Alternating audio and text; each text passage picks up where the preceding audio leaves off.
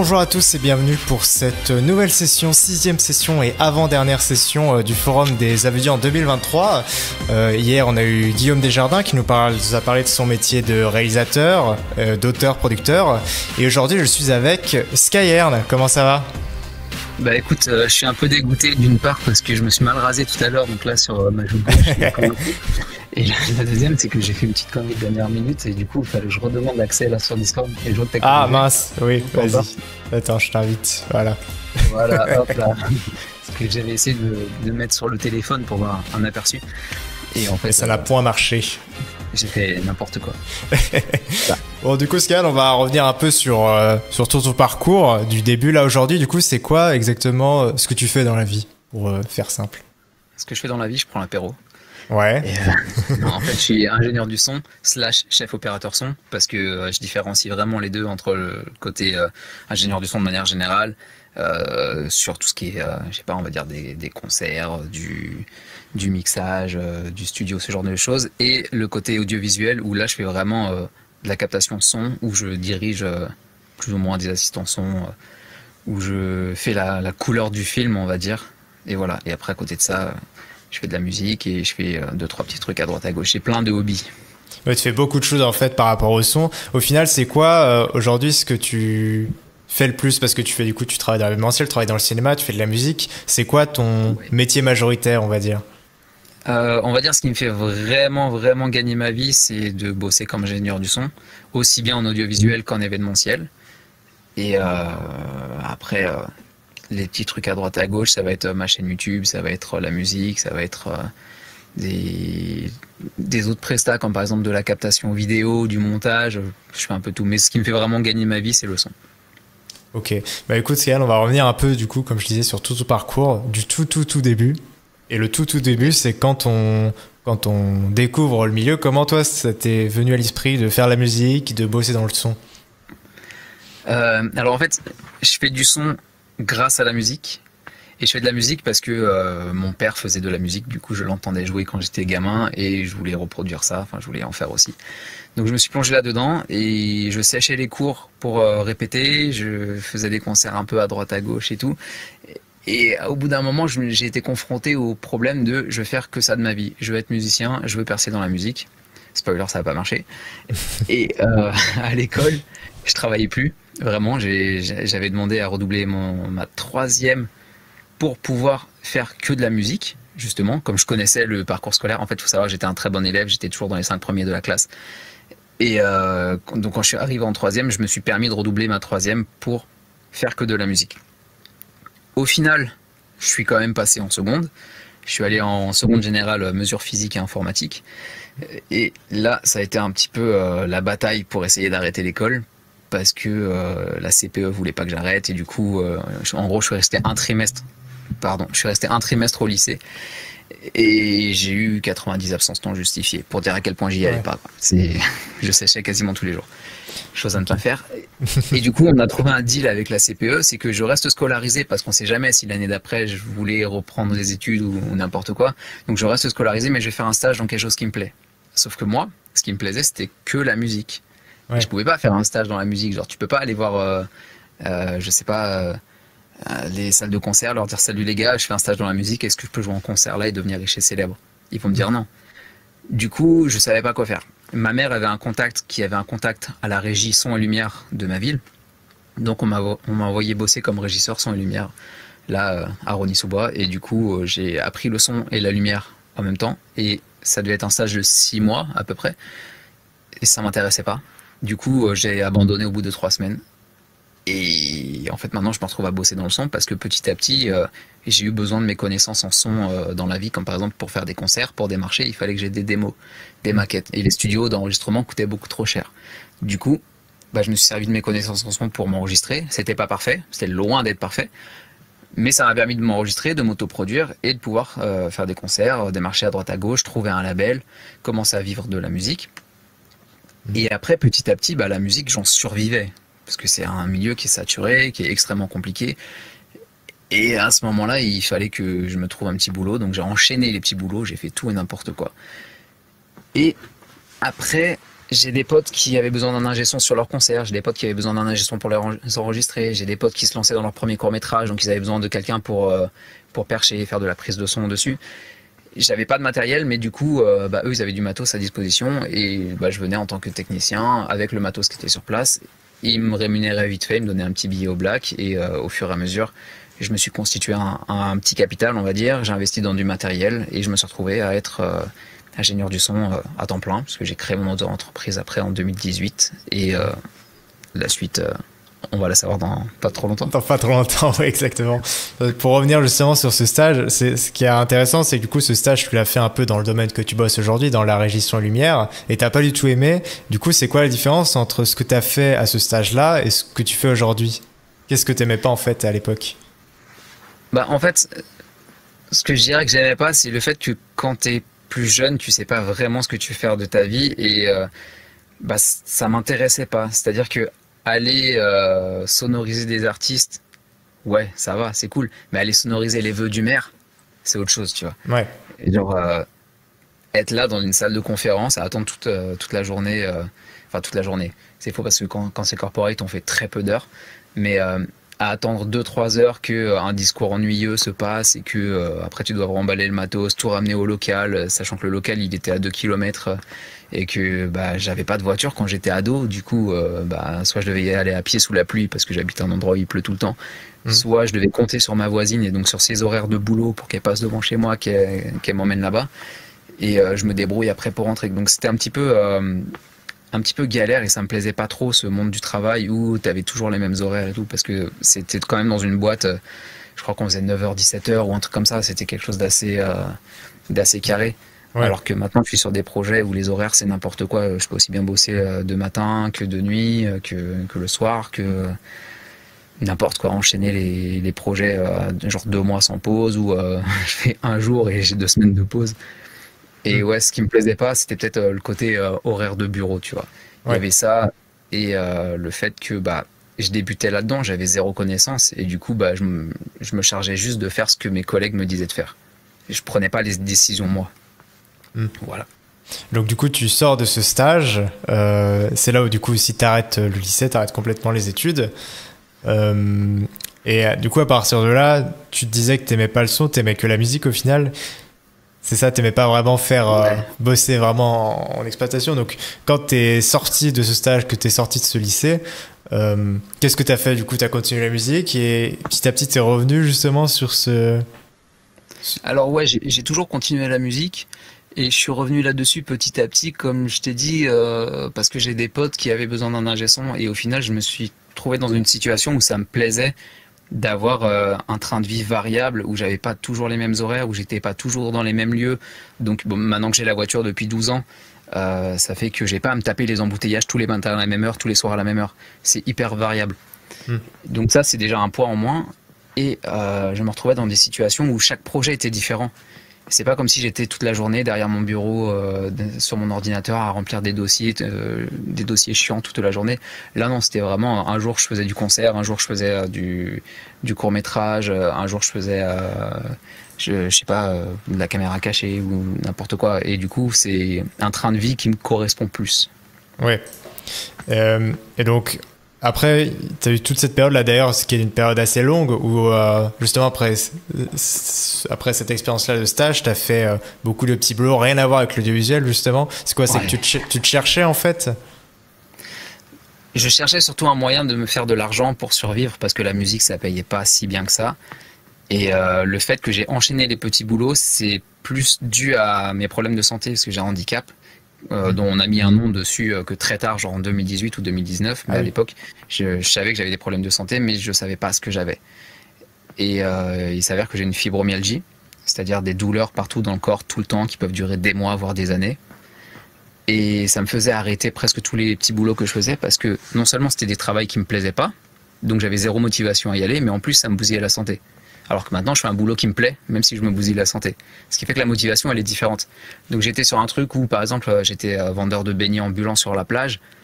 Fallait tirer le chariot toute la journée, remonter les côtes avec ça et tout. Au bout de 2 jours, j'ai arrêté. J'ai fait livreur, par exemple. C'est pareil, quand tu es livreur, que tu livres des colis qui sont assez lourds, au bout bout d'un moment, tu te dis pourquoi je fais ça alors que ça me plaît pas. Après, quand tu vas livrer de la bouffe, bah c'est différent, c'est quelque chose qui motive pas trop et tu dis t'es mal payé pour ce que tu fais alors que tu fais des kilomètres et t'es mal défrayé. Et en fait, à chaque fois, j'étais confronté à ça dans mes petits boulots. La santé et le manque de motivation. Et le fait de m'être mis en tant qu'ingénieur du son, j'ai trouvé quelque chose qui motive, genre je sais pourquoi je me lève le matin. C'est toujours des projets cool pour la plupart, donc t'arrives en plateau, tu découvres les équipes, au début tu as une petite appréhension et après tu sympathises, ça devient limite ta famille. Donc tu vois, même ça niveau moral, c'est plus facile à supporter que, je sais pas, aller faire le marché et être toute la journée avec des clients qui savent pas ce qu'ils veulent et les collègues à côté qui gueulent pour un rien. Et voilà. Ouais. Ok, donc à côté justement de ces petits boulots, tu faisais justement ce métier d'ingénieur du son, mais du coup tu n'avais pas du tout de formation. Comment en fait tu t'es formé sur le terrain et pour tes premières prestations, comment tu faisais pour justement te mettre dans le bain sans vraiment du coup avoir fait de formation? Alors j'ai beaucoup observé du fait d'avoir travaillé avec des ingénieurs du son un petit peu à droite à gauche. Par exemple, quand j'allais en studio d'enregistrement, j'observais un peu comment ils faisaient. J'ai un de mes meilleurs amis qui est devenu ingénieur du son et producteur de musique. Du coup, il m'a filé pas mal de conseils à l'époque. YouTube aussi, ça a énormément aidé parce qu'il y a beaucoup de tutoriels dessus. Je me suis formé comme ça. J'ai suivi des masterclass après. Il y en avait une au YouTube Space organisée par... où l'enseignante c'était Pauline Baraco, qui est une grande ingénieure du son française. J'ai suivi aussi une masterclass par Étienne Tremblay, un ingénieur du son québécois qui était venu en France pour faire des masterclass. J'ai pris des conseils de parler d'autres collègues ingé son, à force de discuter avec eux. En fait, je me suis vraiment formé comme ça sur le terrain. Mes études sont pas bénéfiques pour devenir ingé son. Je veux dire, ce que j'ai fait, peu importe si j'avais continué mes études ou pas, en tout cas, ça m'a pas servi à devenir ingénieur du son. C'est vraiment le fait d'avoir pris des conseils à droite à gauche, plus les connaissances que j'avais quand j'ai bossé à la régie son et lumière, puisqu'ils m'ont vraiment quand même beaucoup enseigné. Parce que parmi les collègues qui travaillaient là-bas, il y en avait un qui était spécialisé en musique. Et un soir, je suis allé le voir et il m'a vraiment expliqué plein de choses, les placements de micro pour capter une guitare, les histoires de problèmes de phase, comment souder un câble, ce genre de choses. Ok, ouais, donc c'était un petit peu via ce stage que t'as pas vraiment aimé ou quand même t'as appris les bases, les grandes bases du son au final. Ouais, c'est ça. C'est justement grâce au fait d'avoir travaillé dans quelque chose qui me plaisait pas à l'époque que j'ai appris beaucoup de choses sur cette chose qui à l'époque me plaisait pas et qui fait que maintenant je travaille dedans et j'adore ça.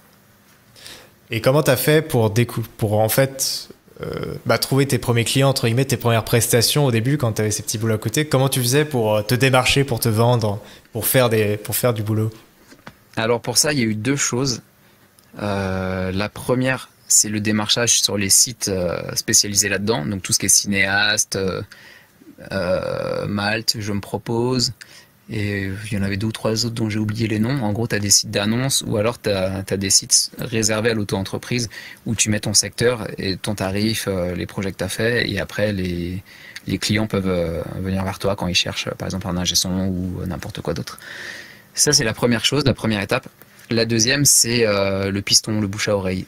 Parce que j'ai eu la chance d'être ami avec pas mal de youtubeurs ou d'influenceurs. Et du coup, j'ai bossé avec eux sur certains projets. Ils m'ont recommandé à d'autres collègues à eux, enfin d'autres confrères, d'autres youtubeurs. J'ai eu la chance de bosser avec des agences qui travaillaient avec d'autres youtubeurs. Et en fait, quand je mets ça dans ma bande démo, les gens que je démarchais plutôt, puisque je démarche plus depuis 3 ans. Les gens que je démarchais, ils voyaient ça, ils disaient « Ah, trop cool, t'as bossé avec lui, j'adore ce qu'il fait. » Voilà, donc d'un côté, c'est pas un gage de qualité, mais c'est un gage de confiance, parce que tu dis « Ok, il a bossé avec des grosses têtes, du coup, il va pas m'entuber, il est sérieux, il travaille bien, etc. » Et puis, dans certains cas, ils se connaissaient, donc ils allaient quand même se renseigner avant. Ils disaient ouais, t'as bossé avec Skyern, est-ce que c'est quelqu'un de fiable, est-ce qu'il travaille bien, est-ce que machin. Et à chaque fois, il y a toujours eu des retours positifs. Donc ça, c'est cool, ça fait plaisir et ça m'a permis de construire mon réseau. Et petit à petit, je suis monté comme ça. J'ai travaillé avec des boîtes de prod qui bossaient sur divers projets. Et à chaque fois, ils me rappelaient, ils me mettaient plus ou moins en tête de liste ou alors en deuxième choix quand leur premier ingé son n'était pas disponible. Ils faisaient appel à moi Et voilà, ça marche comme ça après. Et c'est le bouche à oreille après qui fait que tu te construis ton réseau. Ouais, donc tu as beaucoup travaillé, comme tu disais, sur le web, puisque, bon là, on voit des images, on a vu des images, tu as bossé pour Masquer, des choses comme ça. Ça, c'était à l'époque, justement, où tu faisais ces petits boulots-là, ou c'était un peu plus tard, où vraiment tu as commencé un peu avec du YouTube? Non, non, ça c'était un peu plus tard. Là, la bande démo que tu diffuses, elle est très récente. Elle date de 2020 ou 2021. Ok. C'était des projets assez récents. Mais en fait, ça a toujours été plus ou moins le cas. J'ai toujours été implanté dans YouTube. Ça fait depuis... En fait, j'ai commencé YouTube au tout début, quand c'est arrivé, 2005-2006. Mais à l'époque, je postais juste de la musique. Et petit à petit, en 2011, j'ai ouvert la chaîne que j'ai actuellement. Mm. Et c'est à partir de là que j'ai commencé à me faire mon réseau YouTube, entre guillemets. Donc depuis 2011, je fréquente et je travaille avec des YouTubeurs. Et c'est toujours le cas actuellement. Donc c'est pas, ça a pas été, entre guillemets, un petit boulot. Ça, c'était vraiment... c'est toujours le cas, en fait. Oui. C'est ce qui me permet de vivre, c'est ce qui me permet de monter. C'est que c'est une vraie branche à part entière là de ton réseau. Tu as vraiment beaucoup de... disons, si on faisait un pourcentage, combien de travail dans le web tu fais par rapport au global? Combien ça te prend en part de... En fait, c'est difficile à définir parce que dans le web, ça veut dire qu'on compte aussi les web-séries, par exemple, ou les courts-métrages qui vont pas en festival. Et du coup, ça représenterait un bon petit 70%. Mais en vrai, je pense que c'est peut-être moins que ça. Vraiment, le travail grâce au web, je pense que c'est 40%, un truc du genre, je dirais. Ouais, ah oui, donc ça fait quand même une certaine marge. Est-ce qu'il y a une différence entre du tournage web et du tournage fiction, par exemple? Je crois que tu as déjà fait un peu de court-métrage. Ouais, en fait, la différence entre la fiction et le web, c'est que au niveau des moyens, on met plus de moyens dans la fiction, on met moins de moyens dans le web. Dans le web, on s'en fout un petit peu s'il y a des problèmes de son, si à un moment il y a un décrochage ou quoi, ou si la lumière est pas bien calée, ou si le comédien joue mal, tu vois. Enfin, le comédien, c'est plus le youtubeur en question, on va dire. Ouais. Donc ça, on s'en fout un petit peu, on met moins les détails là-dessus. C'est plus que les youtubeurs, la plupart n'ont pas de connaissances en son, et du coup, quand ils font appel à un ingé son, c'est juste pour qu'il y ait du matos sur place et que tu prennes le son et que ce soit pas un son qui soit ultra dégueulasse. Mais après, tu as des youtubeurs qui ont genre 5-10 millions d'abonnés, qui ont quand même un son dégueulasse de leur côté parce qu'ils veulent être en solo. Et ça, c'est la grosse différence, c'est que dans le milieu du web, tu mets moins de moyens que dans le milieu de la fiction, dans le milieu vraiment audiovisuel pur. Là, c'est vraiment un endroit où tu vas vouloir avoir du matos et tu vas l'exploiter à fond, en fait. Ouais, et il y a eu cette époque-là, justement, sur Internet, où il y a eu cette explosion des grosses productions, moi je les appelle comme ça, là, où tu as vraiment énormément de moyens. Toi, tu l'as ressenti dans ton travail, où des fois, du coup, on t'appelait, et là, d'un coup, il y a une explosion de budget, où t'as pas vécu ça, vraiment? Non, non, non, en vrai, ça, je l'ai pas vécu. Du moins, j'ai pas eu l'occasion de bosser sur les grosses productions du web, ou alors très peu. En fait, ça a toujours été... nous, les techniciens, on est un petit budget, tu vois. Je vais te donner un exemple. Les chiffres sont totalement faux sur ce que je vais te dire, mais imagine, tu as un youtubeur à 10 millions d'abonnés, son agence va investir 100 000 ou 200 000 euros dans la production d'une vidéo. Là-dessus, cette agence, elle va faire appel à une agence qui va te recruter. Cette agence-là, ils vont toucher peut-être 20 000 ou 50 000 balles et ils vont te reverser que 200, 300 balles par jour. Et ils vont te dire, on a un budget serré. Ça, c'est un petit peu le gros défaut du truc. C'est-à-dire que ton budget à toi, il représente, je sais pas, je suis pas très fort en maths, mais il représente peut-être 2%, Ah oui. 0,20% du budget total. Tu vois l'idée? Ouais. Donc moi, non, je l'ai pas ressenti. À aucun moment, on m'a dit, vas-y, il y a du budget, fais ce que tu veux, loue le matos que tu veux, prends des techos avec toi, des assistants ou quoi. À aucun moment, on m'a dit ça quand je tombais sur des grosses prods. Eux, ce qu'ils veulent, c'est que tu arrives, tu dis, voilà, mon budget, c'est tant par jour et tu le dépasses pas. Pour la plupart. Après, peut-être que j'ai pas eu l'occasion de tomber sur d'autres projets où c'était un petit peu plus libre. Je crois qu'une fois, ça m'est arrivé et le projet ne s'est pas fait. On m'a dit... Non, c'est un projet qui est toujours en attente. Parce qu'on attend le financement du CNC. Donc, ça date de janvier dernier. Et on m'a dit, vas-y, fais-toi plaisir, fais la liste de ce que tu veux, gonfle les tarifs et tout. Et on verra ce qu'il en est sur le budget final et on verra ce qu'on peut faire après. Ouais. Mais à part ça, t'as jamais eu vraiment ce loisir justement d'avoir du monde autour de toi, d'avoir du matériel. Non, pour l'instant, c'est pas. Non, le max de personnes que j'avais avec moi, c'était deux, et encore, enfin, si c'était ça ta question en tout cas, Hmm. le max de personnes que j'avais avec moi, c'était deux assistants, et sur les deux, il y en avait un qui servait un petit peu à rien, quoi. Ah oui, d'accord. Ok. Alors qu'en vrai, sur les gros projets bien anticipés, bien préparés et tout, deux assistants, c'est limite, tu vois. On en a besoin de deux parce que parfois il y a besoin de deux perches et il faut toujours quelqu'un pour aller charger les piles ou pour aller placer un HF quelque part ou des trucs du genre, tu vois.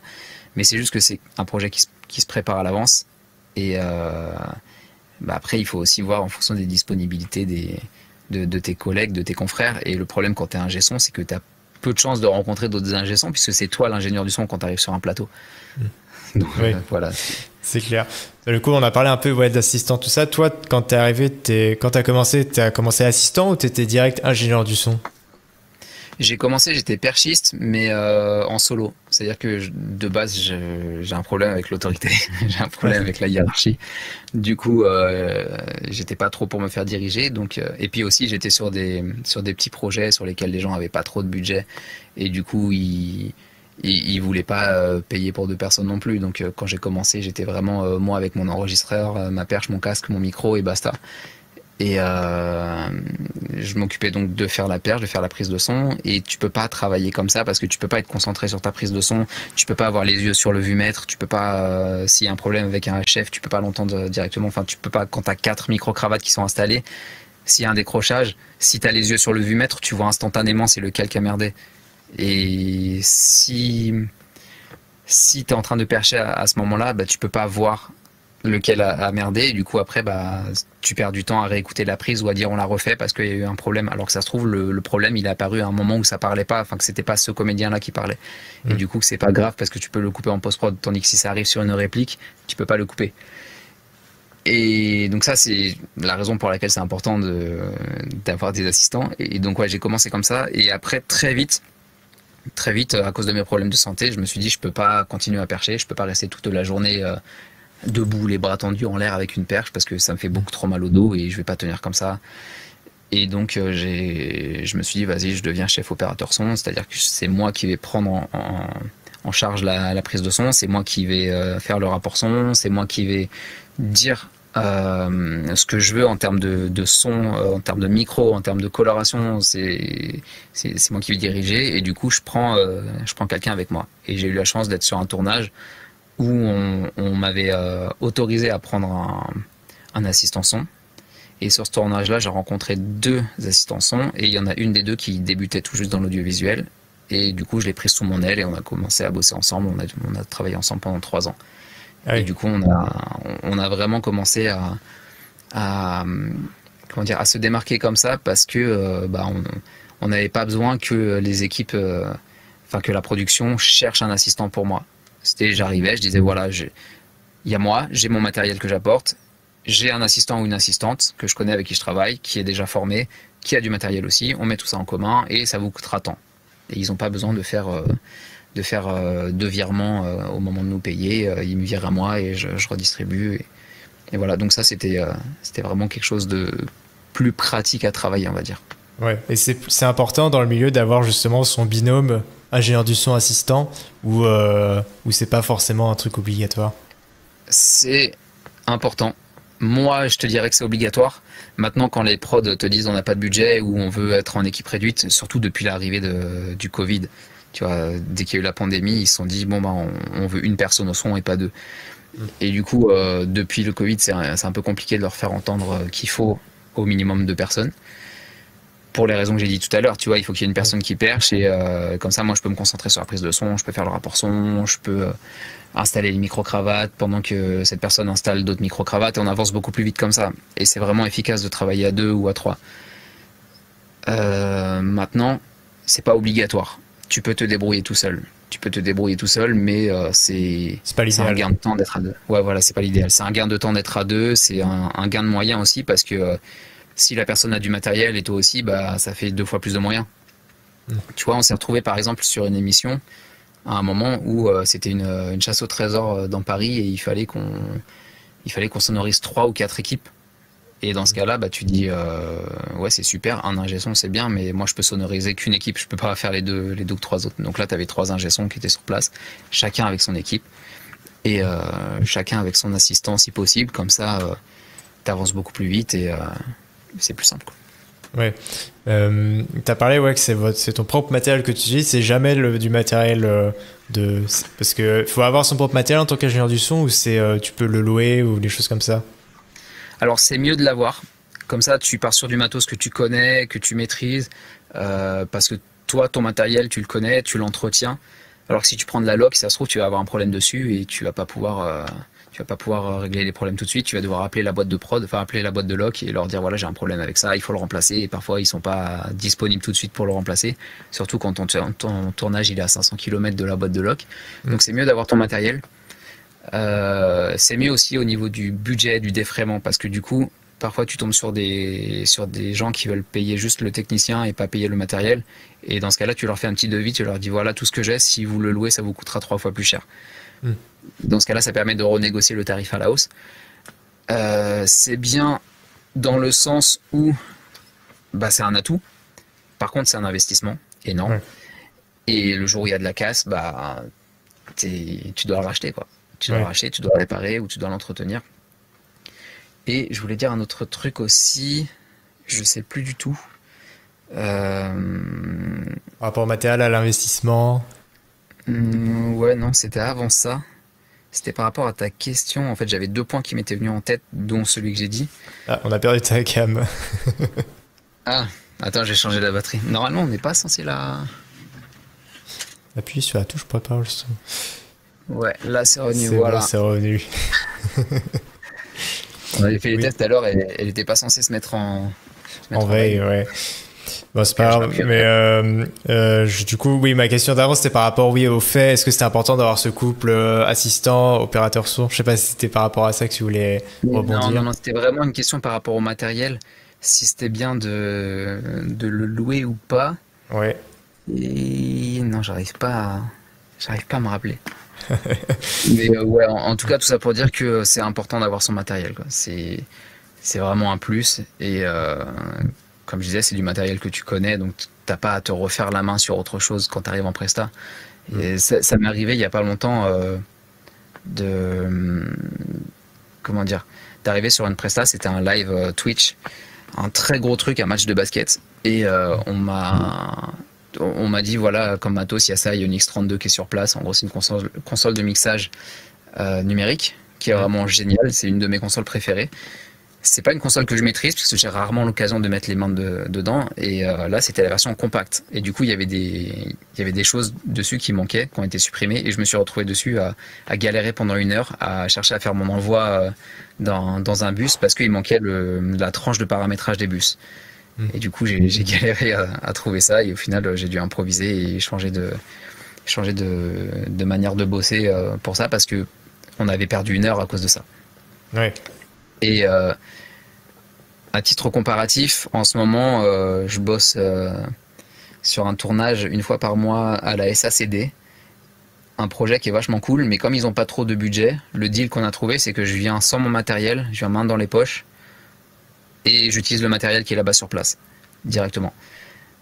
Par contre, je viens quand même avec mon casque et mon enregistreur, parce que mon enregistreur, je le connais trop bien et je sais qu'avec ça, je peux faire des merveilles. Alors que si je travaille sur un autre enregistreur que je connais pas et qu'en plus je dois être tout seul pour percher et enregistrer, c'est juste pas possible. Donc, je viens quand même avec une partie de mon matos, mais le gros du gros, genre le micro de la perche, les micro-cravates, les piles, ce genre de choses, je prends le matos qui est sur place. Ouais. Et voilà. Donc, c'est vraiment c'est un plus et un moins d'avoir son matériel. Ouais.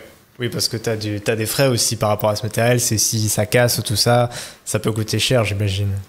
Ouais, il y a ça. Puis il y a les consommables aussi, tu vois. Genre les piles, j'ai beau avoir des piles rechargeables. On va pas se mentir, les piles rechargeables, ça dure 1 an ou 2. Après, tu dois réinvestir dedans. T'as des trucs aussi, genre les capsules pour les micro-cravates.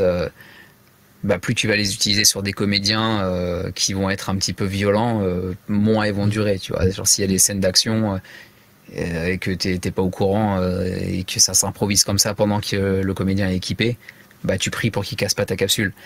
Après, t'as aussi les cas où le micro-cravate est mal fixé parce que Bah, le cas de la SACD, ça m'est arrivé sur le dernier tournage. L'attache qu'il y a derrière le micro-cravate, elle tient mal. Et du coup, je l'avais fixée à la ceinture de la comédienne. Et à un moment donné, elle a fait tomber. Ça, c'est la raison pour laquelle c'est bien d'avoir ton propre matos, parce que tu l'entretiens et tu sais qu'il est fiable. Là, je me suis retrouvé à prendre un risque de casser leur matériel parce que leur matériel n'est pas entretenu. Mm. Et ouais, après, tu as d'autres consommables. Par exemple, pour fixer les capsules de micro, j'utilise des petits autocollants. Et ça, bah, c'est pareil, ça a un coût, tu vois. Ça a beau être 10-15 euros le sachet de 30, bah, ça s'épuise très vite. Et Ouais. du coup, toutes les 2 semaines, tu dois en racheter. Pareil pour le gaffeur. Tu gaffes tes câbles, tu gaffes les micros, tu gaffes les trucs à droite à gauche. Bah, à un moment, tu dois racheter un rouleau de gaffeur. Un gaffeur, c'est encore 15 balles. Mm. Donc ouais, avoir son matériel, c'est bien, mais ça a un coût. C'est pas parce que tu as acheté du matériel que c'est fixe, t'as plus rien à faire dessus. Ouais. Bah, je vais revenir sur ton histoire là avec la X32, la console où t'es arrivé, justement tu la connaissais pas. Et du coup, est-ce que ça t'arrive souvent des fois d'arriver comme ça sur des prestats où justement où des fois bah, c'est pas ton matériel et que justement tu bugs entre guillemets sur un matos que tu connais pas et que du coup bah, tu perds du temps. Ça m'arrive très rarement parce que je m'adapte très vite, comme j'ai vraiment les connaissances et l'expérience. Je sais que tel ou tel truc, ça va marcher comme ci, comme ça, qu'il y a une certaine logique à avoir. Quand il y a un problème technique, en général, j'arrive à le déceler à l'oreille assez rapidement parce que, pareil, l'expérience fait que j'ai été habitué et je sais presque plus ou moins reconnaître une interférence. Je sais qu'il y a des interférences qui peuvent être dues à des champs électromagnétiques. Mmh. Il y en a, ça peut être dû à la lumière. Il y en a, ça peut Ouais. être dû à... On rigole parce que mon ordinateur fait un champ électromagnétique qui peut perturber. Genre, si je baisse le micro comme ça, On on entend entend un ton ordi super quoi. bruit. Voilà. C'est même pas l'ordi qu'on entend, c'est vraiment le champ électromagnétique qui passe dans le câble. Et il y a des trucs comme ça. Et je me suis perdu dans ce qu'on disait à cause de ma blague. Oui, on parlait par rapport au matos que tu Ah oui, connais la pas mais que c'est assez matériel. rare, ouais.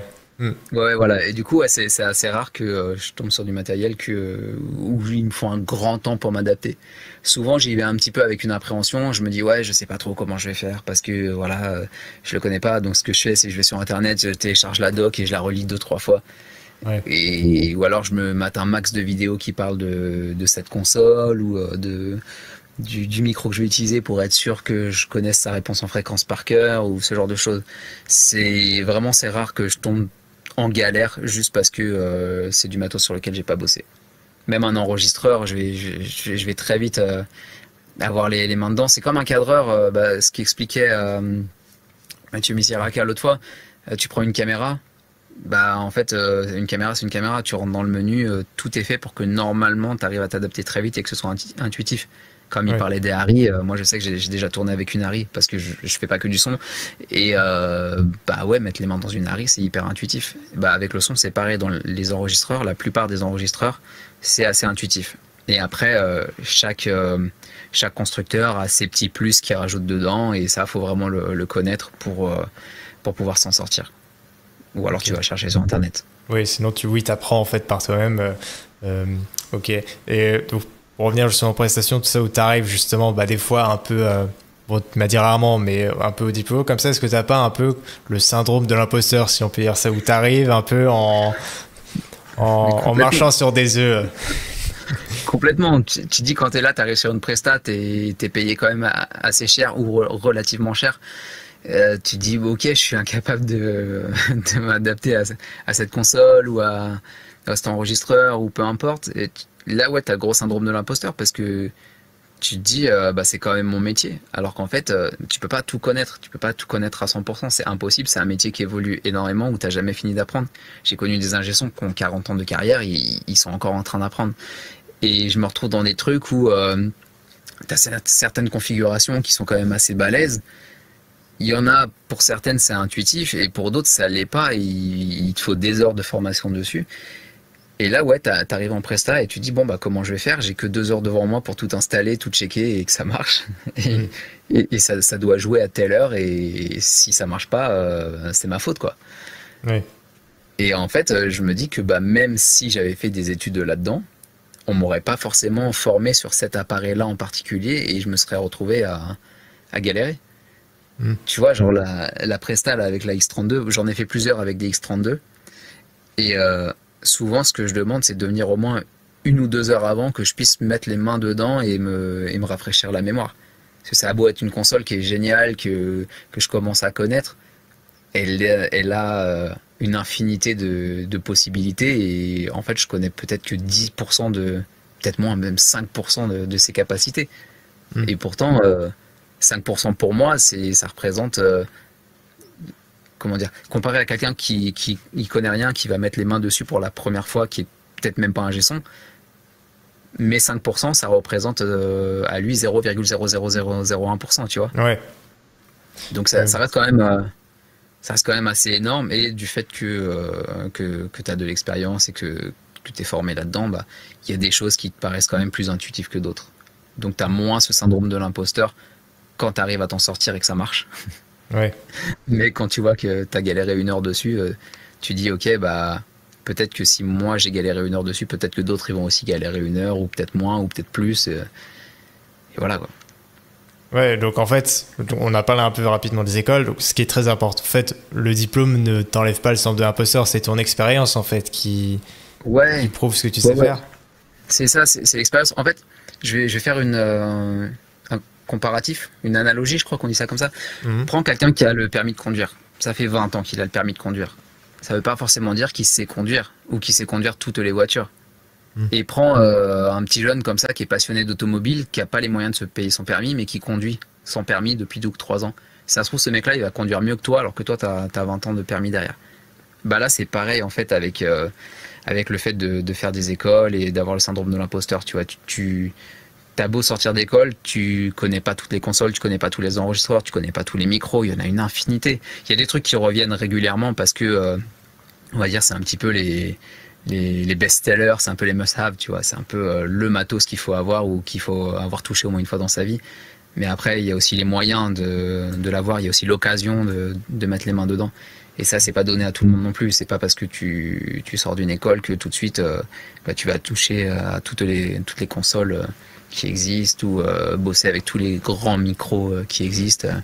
Il y a des micros, ils valent 10 000, 13 000, 15 000 euros, tu vois. Et pour bosser là-dessus, bah, faut soit rentrer dans un studio d'enregistrement qui en possède, et là, tu as l'occasion de bosser avec, soit les louer, et il y a très peu de boîtes qui louent ces micros-là tellement c'est cher, soit les acheter, et les occasions se font rares.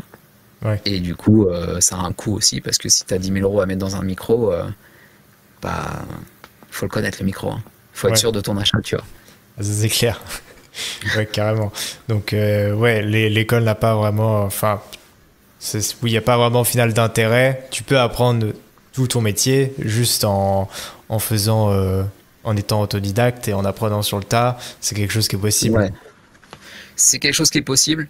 C'est mieux d'avoir les connaissances que l'école peut t'apporter et le réseau que l'école peut t'apporter. Moi, dans mon cas, j'ai pas fait d'école et je trouve que ça sert pas à grand chose. Et honnêtement, en discutant avec beaucoup d'autres techniciens, parce que sur les tournages on discute entre nous, il y en a beaucoup qui disent la même chose, que l'école c'est pas quelque chose d'obligatoire, on va dire. En fait, ça dépend où tu vas atterrir. Si tu vas atterrir en télévision ou sur des très grosses prods, ouais, une école ça va te servir. L'école, de ce que j'ai compris, ça va t'apporter aussi un réseau, ça va t'apporter un pied déjà dans ce monde-là. Mais par contre, ça va pas faire ton expérience, ça va pas faire que tu sais régler des problèmes techniques parce que tu en auras peut-être pas vu à l'école.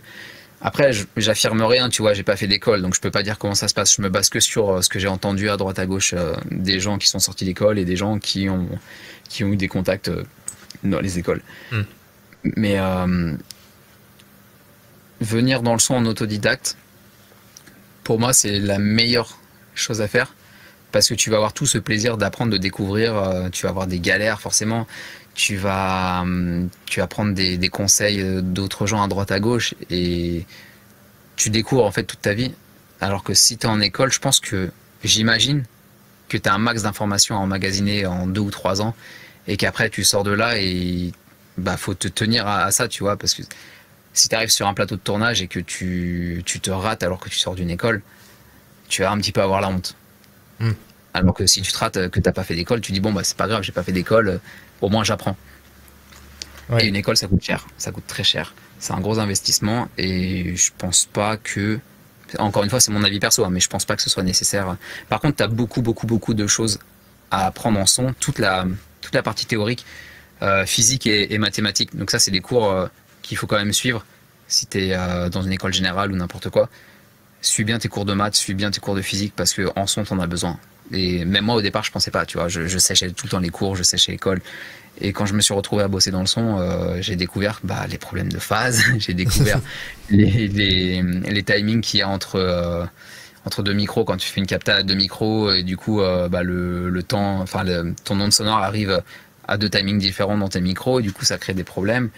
Les parasites, comprendre pourquoi il y a des parasites, comment ils arrivent et comment annuler les parasites, tout ça c'est physique et c'est mathématique. T'as ça, t'as les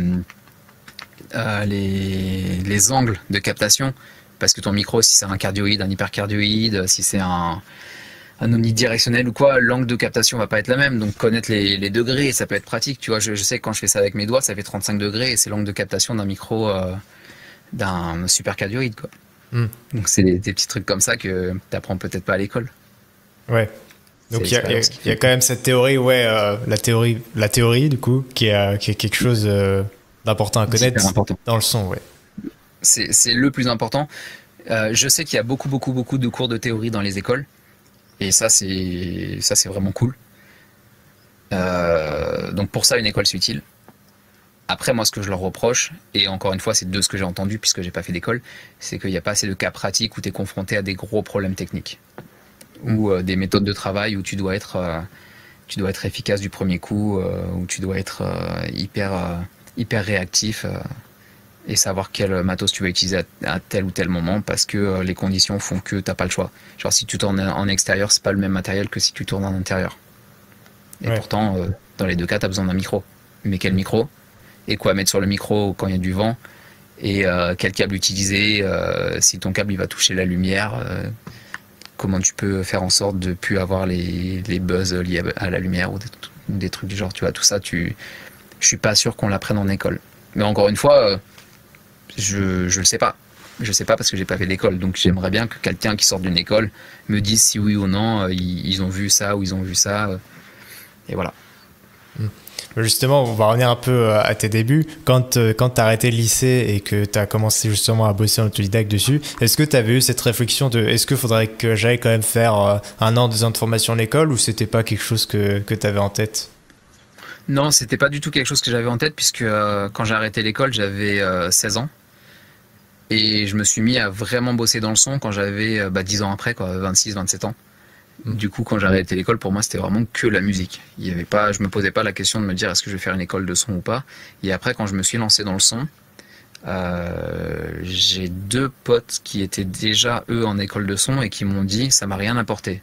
Du coup, je me suis dit je vais pas reprendre mes études en fait. Je vais prendre des connaissances qu'il y a sur le terrain. On a une ressource merveilleuse qui est Internet, dont on peut se servir depuis les années 90.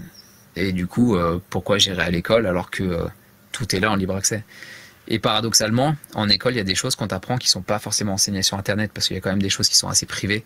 Il y a des méthodes de travail, il y a des secrets, il y a des choses comme ça qui s'enseignent que de technicien en technicien ou d'enseignant à élève. Mais dans mon cas, je me suis dit c'est pas grave, je peux me débrouiller tout seul. Et ça a bien marché pour l'instant, mais je sens parfois qu'il y a des moments où je me dis j'aimerais bien avoir un conseil sur telle ou telle méthode de travail. Ou tu vois, ma plus grosse lacune, et c'est là où mon syndrome de l'imposteur il joue le plus, c'est les micro-cravates, genre tout ce qui est liaison HF. Je suis preneur de toute information parce que parfois je me retrouve avec des interférences improbables et alors que je suis sur des fréquences que j'avais déjà testées avant qui marchaient très bien sans interférence ou quoi. Et donc je sais que la Terre tourne, je sais qu'il y a des satellites, je sais que si t'es en campagne ou si t'es en ville, ça va jouer. Je sais que si t'as un poste de police à côté ou si t'as un aéroport, ou une gare ou n'importe quoi, ça va influer là-dessus, tu vois. Mais me dire pourquoi cette fréquence-là est déconne alors que les 10 fois d'avant, ça a bien fonctionné, alors que je suis presque dans la même config, presque dans le même lieu, tu vois, c'est des lacunes que j'ai, ça. C'est quelque chose que j'aimerais maîtriser. Et du coup, ça, on peut l'apprendre sur Internet ou justement, comme tu disais, c'est trop privé? Je sais pas. Je pense que c'est trop privé et je pense que toute la génération de maintenant qui sont en grande partie autodidactes ne connaissent pas ça et je pense qu'il y a une Bible quelque part dans le monde. Il y a un truc à un endroit, mais il faut le trouver cet endroit. Tu vois, c'est un peu la quête. Et le jour où tu le découvres, tu vois, tu vas déterrer le truc et tu vas dire ah ouais, mais en fait c'est ça, c'est tout con. Et là tu vas le partager ou alors tu vas le garder pour toi. C'est un truc, ça me retourne le cerveau, tu vois, quand je me dis pourquoi cette fréquence. Après j'ai été confronté à d'autres cas aussi où je sais qu'il y a des fréquences qui sont fiables et d'autres fréquences qui sont interdites ou moins fiables parce que bah, par exemple la 5G s'est implantée et du coup ça monopolise ces fréquences-là, genre toutes les gammes des 700 MHz, faut plus les utiliser à cause de ça. Parce que utilisées par la 5G ou trop proche de la 5G. Les bandes en 2,4 GHz, c'est les bandes Wi-Fi. Et du coup, ça m'arrive souvent en salle de conférence, on a des micros qui sont HF sur les bandes 2,4 GHz. Et bah, quand la salle est vide, ça fonctionne très bien. Tu peux aller jusqu'au bout de la salle, ça décroche pas. Par contre, quand tu as 500, 700, 1000 personnes qui sont dans la salle et qu'il y a une grande partie d'entre eux qui sont connectés au Wi-Fi, bah, là, tu commences à sentir des décrochages et tu es là pendant ta conférence, tu dis, bon, bah, ça peut-être temps de changer les micros, en fait. Ouais. Et voilà. Donc, ça reste encore un grand mystère, tout ce qui est HF. Les HF. Je sais pas si tu connais Corentin Bullard de la chaîne Out of Phase. Ouais. Je sais pas si tu vois, qui parle un peu d'HF. Tu le connais très bien? Ouais, je connais très bien, c'est un pote. Ah bah voilà. Qui est adorable. Pour moi, excuse-moi, je te coupe, mais pour moi, c'est un des meilleurs ingé-sons que je connaisse, un des meilleurs français. Et lui aussi, il a un gros syndrome de l'imposteur et il me le dit souvent quand on discute, tu vois, pour lui. Mais je crois que lui, il a fait des études dans le son aussi. Ouais, il a fait des études, ouais. Ouais, mais ouais, il est très très bon dans son domaine. Je crois qu'il maintenant, il est spécialisé dans tout ce qui est concert, montage de salles et tout, et il a une putain d'expérience. Ouais, bah là aujourd'hui, bah, si vous voulez, vous pouvez regarder sa chaîne Out of Phase. Je fais un peu de promo pour lui du coup. Ouais, parce qu'il a fait. Il est vraiment doué. Il a fait une vidéo justement où il travaille avec la tournée Les Comédies Musicales. Là, il est en tournée d'ailleurs en ce moment même, je crois. Il a fait une vidéo 72 heures en tournée. Donc si ça vous intéresse de voir les backstage d'une tournée en termes de son, ça peut être pas mal. Ouais, ces vidéos, elles sont hyper complètes. Il filme vraiment tout. Il explique. Là, c'est telle personne à tel poste et tout. Il montre les images de vraiment comment ça se passe dans les coulisses. C'est vraiment hyper intéressant. Donc ouais, lui par exemple, ouais, il avait fait des études, mais au final, vos chemins ils sont un petit peu identiques, non? Après, je connais pas trop son parcours par rapport à. Oui et non. En fait, lui aussi, il a commencé en se faisant un réseau de par YouTube parce qu'il a aussi bossé avec beaucoup de youtubeurs, si je me rappelle bien. Et lui aussi il faisait beaucoup de fiction avant, il faisait beaucoup de tournages et si je dis pas de conneries, du jour au lendemain il a suivi une formation, il a commencé à bosser dans des concerts et après il s'est spécialisé là-dedans et il s'est fait embaucher vraiment par des grosses boîtes, quoi. Ça a vraiment bien marché pour lui. Ouais. C'est ce qui est vraiment très chouette. Bah ouais, c'est sûr. Pour revenir du coup à toi, on va revenir un peu du coup à ta période de 10 ans, là où tu étais entre le lycée et le pro. Du coup, tu as un moment un peu comme avec Guillaume qu'on avait vu hier, de switch, où tu t'es dit maintenant je vais faire que du son, je vais arrêter les petits boulots. Comment ça s'est fait ce switch-là en fait? Où tu as dit stop à ce qui t'intéresse plus? Alors ça s'est fait sur plusieurs années, parce qu'il a fallu que je me fasse déjà mon réseau dans l'audiovisuel. Et le dernier petit boulot que j'ai fait à ce moment-là, j'étais chauffeur chez Hitch. Et j'ai fait ça pendant 3 ans. Et en parallèle, je commençais à bosser dans le son vraiment. Et c'était la période où j'enregistrais mon deuxième album et c'était la période où j'avais emménagé dans le sud de la France pendant 1 an, donc je faisais des allers-retours puisque Hitch c'était que à Paris. Et du coup je passais ma vie à ça, à monter sur Paris, faire de l'argent, bosser sur 2-3 tournages, redescendre dans le sud, faire des concerts là-bas, remonter, rebosser, et je faisais que ça. Et à ce moment-là je commençais à me créer mon réseau puisque je faisais des tournages à droite à gauche. Et l'élément qui a fait que je me suis lancé à fond là-dedans, c'est quand j'ai arrêté Hitch. Et j'ai arrêté parce que il y a eu une grande histoire entre les taxis et les VTC. Il y a eu une grosse guerre entre les deux. Et du coup, l'État a fait passer une loi qui fait qu'on ne pouvait plus être chauffeur particulier. Il fallait obligatoirement une licence VTC. À cette époque-là, j'avais pas de thunes. La licence VTC coûtait trop cher. Il fallait créer une auto-entreprise pour devenir VTC. Et il fallait un véhicule qui soit quand même assez récent et aux normes. En gros, C'était beaucoup trop de frais, beaucoup trop d'investissement pour avoir un bon retour sur investissement. Je crois que ça m'aurait coûté peut-être entre 20 000 et 50 000 euros. Ah ouais. Et tout ça pour gagner 200 balles par soir. Et à ce moment-là, je me suis dit, bon, bah, vu que je peux plus faire VTC et que j'ai un réseau dans le son, bah, je vais aller à fond dans le son. Je vais investir mon argent dans du matériel son et je vais commencer à bosser comme ça, à bas prix. Malheureusement, je devais casser les prix parce que j'étais personne. Et du coup, il fallait qu'on puisse m'engager et que je puisse acheter du matériel derrière. Et au fur et à mesure, j'augmentais mes tarifs et ça a fait celui que je suis maintenant, qui est quand même... sans vouloir me vanter parce que j'aime pas ça et que je suis jamais sûr de rien à 100%, mais ça fait que je suis quand même assez respecté dans ce milieu et où on me remercie souvent pour mon professionnalisme, tu vois, malgré mon syndrome de l'imposteur. En fin de presta, on m'envoie des messages ou des mails où on me le dit en face à face, merci pour ton professionnalisme, on a bien avancé grâce à toi, grâce à tes conseils et tout. Donc c'est chouette. Mais vraiment le déclic qui a fait que je suis passé de mes petits boulots à ingénieur du son à plein temps, en plus de musicien, c'est que bah, il y a eu cette guerre entre les taxis et les VTC. Ouais, c'est ça, ça va être ça qui a déclenché au final. Donc tu disais que tu bossais sur Paris, enfin du coup tu t'habites pas sur Paris mais tu montais sur Paris. C'est obligatoire d'être sur Paris pour se faire un réseau dans le milieu ou en province, ça marche aussi? Ouais, je pense que ouais, parce que 95% du taf est à Paris, les boîtes de prod sont à Paris et après ils t'envoient à droite à gauche, tu vois, quand t'as un tournage en Normandie ou à Montpellier ou en Bourgogne ou peu importe, c'est souvent des prods parisiennes qui t'envoient là-bas. Et ça, c'est un gros problème parce que Paris, c'est saturé, le milieu audiovisuel parisien est saturé. Et en dehors de ça, il y a des sites comme la Base Taf qui est spécialisée dans le fait de trouver. Par contre, les conditions pour s'inscrire sont quand même assez exigeantes, on va dire. Ouais. Mais pour trouver du travail en dehors de la région parisienne, tu peux grâce à ce site-là. Et eux, ils refusent justement, si t'es francilien, ils refusent ton inscription. Et du coup, après, bah, ça dépend des régions. Tu vois, tu as des régions, genre la région lyonnaise, je sais que ça tourne pas mal. Sur la Côte d'Azur, il y a quand même moyen de trouver. Après, là, on parle des tournages, tu vois. Pour tout ce qui est festival, concert, etc., là, c'est un peu plus facile de trouver. Mais là, on se concentre vraiment sur l'audiovisuel. Dans l'audiovisuel, ailleurs que Paris, ça va être de la télévision. Télévision locale, je parle. Oui. Et sinon, ouais, la majorité sont sur Paris. Même tu regardes les petites annonces qu'il y a sur Cinéaste, un bon 97% des prestats sont sur Paris. Tu regardes sur Malte ou sur Je me propose, la plupart sont sur Paris. Après, sur ces sites-là, par contre, tu peux cibler la ville. Je sais que moi, je mettais les coins où j'allais souvent, genre Paris, Lyon et Toulon. Et j'avais beaucoup de demandes pour Lyon.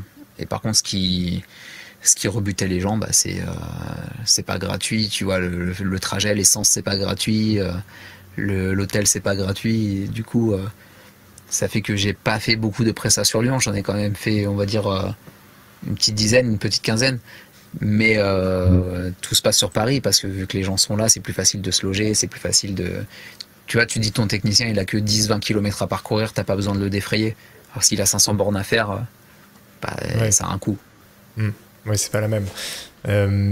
Donc Paris, faut vraiment monter sur Paris si tu veux faire ton réseau, ou alors du moins faut pouvoir facilement accéder à Paris pour quelqu'un qui veut se lancer.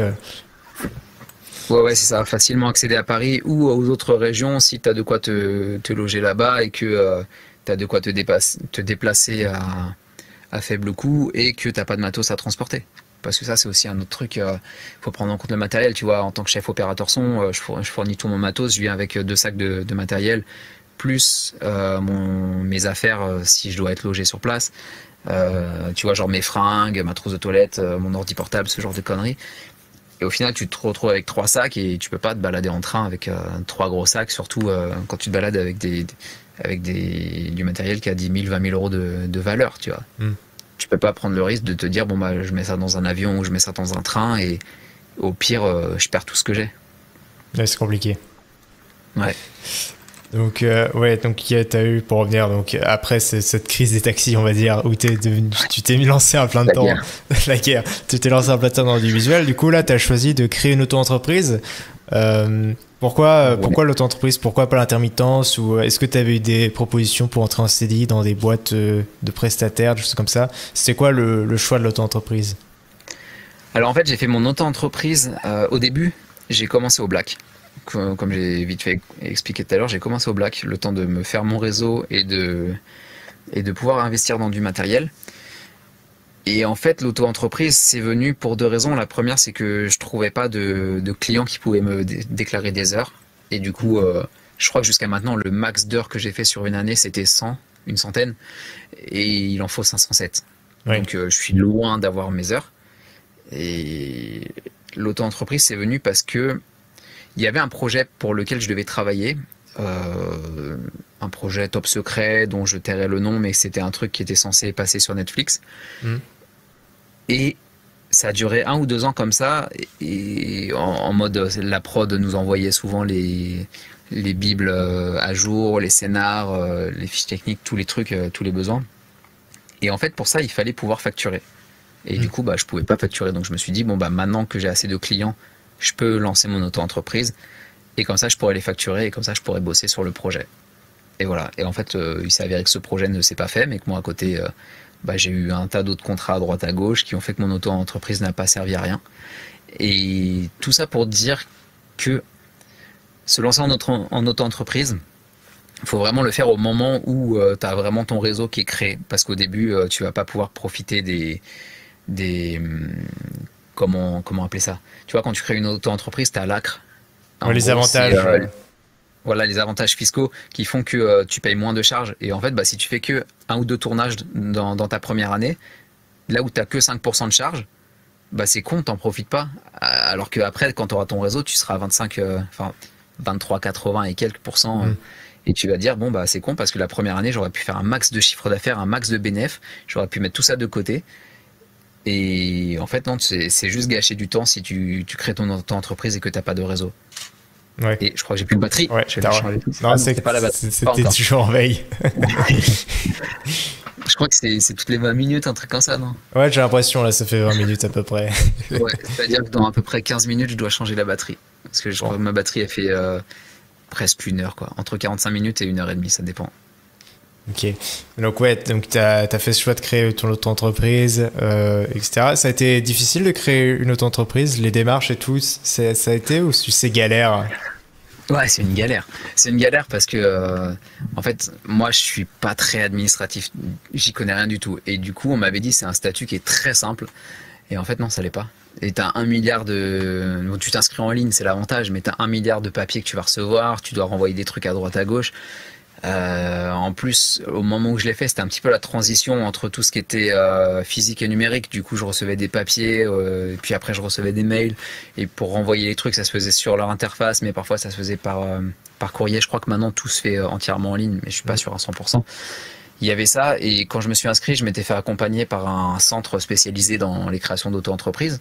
Parce que je voulais être sûr de vraiment rien rater. Et au final, même eux, ils n'ont pas été capables de m'accompagner à 100% parce qu'il y avait des trucs qui manquaient de leur côté et tout. Par exemple, je crois que c'est obligatoire d'être inscrit au registre des commerces ou je sais pas quoi, ou les chambres d'industrie, ou je sais pas, j'y connais rien en administratif. Mais ça, je l'ai découvert qu'il y a 2 ans, alors que mon auto-entreprise, ça fait 5 ans que je l'ai. Du coup, j'ai appelé l'URSSAF et je leur ai dit, les gars, j'étais pas au courant, quoi. Tu vois, je craignais qu'il y ait une pénalité. Au final, ils se sont montrés très sympas, très conciliants. Ils m'ont dit, bon, il n'y a pas de problème. Vous faites ça, et puis c'est réglé, quoi. Mais c'est le truc, tu le sais pas. Ça peut te ruiner ton entreprise. T'imagines, tu le découvres 10 ans après, enfin, eux le découvrent 10 ans après, et ils te demandent 10 ans de pénalité journalière. Ouais. Et du coup, tu te retrouves à devoir rembourser une somme qui est énormissime alors que juste, tu savais pas. Donc créer une auto-entreprise, c'est une galère. Et il y a des chaînes YouTube spécialisées là-dedans, donc c'est bien de les regarder et tu peux vraiment prendre les meilleurs conseils qu'il y a à droite à gauche et parler avec des auto-entrepreneurs pour savoir ce qu'il faut faire, ce qu'il faut pas faire. Et en fait, il y a trop de choses. Genre, il y a pas longtemps, j'ai découvert aussi ce que c'était que les frais de débours. Je crois que ça s'appelle comme ça, débours ou débours. Je crois que c'est débours. Ouais. Qui fait que, imaginons, je suis sur un tournage et je dois faire acheter du gaffeur à une prod. Et eux, ils veulent pas l'acheter eux. Ils me disent, prends-le toi et on te le remboursera sur la facture.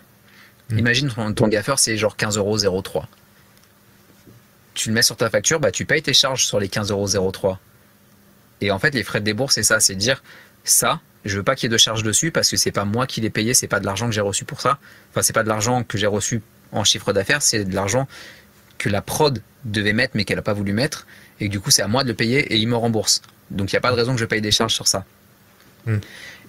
Et donc là, il faut mettre le montant exact au centime près. Sinon, le jour où tu as un contrôle, t'es niqué. Et il y a ça. Et pour te dire à quel point tout ce qui est administratif, c'est un peu une tannée pour moi, jusqu'à cet après-midi, je savais pas que j'avais droit à des congés spectacles parce que j'ai quand même fait des heures, des cachets un peu à droite à gauche. Et là, tout à l'heure, j'ai téléphoné à Audience. Et ils m'ont dit, mais en fait, ça fait 2 ans que vous avez droit à vos congés spectacles. Il faut juste les demander maintenant, quoi. Oui. Et voilà.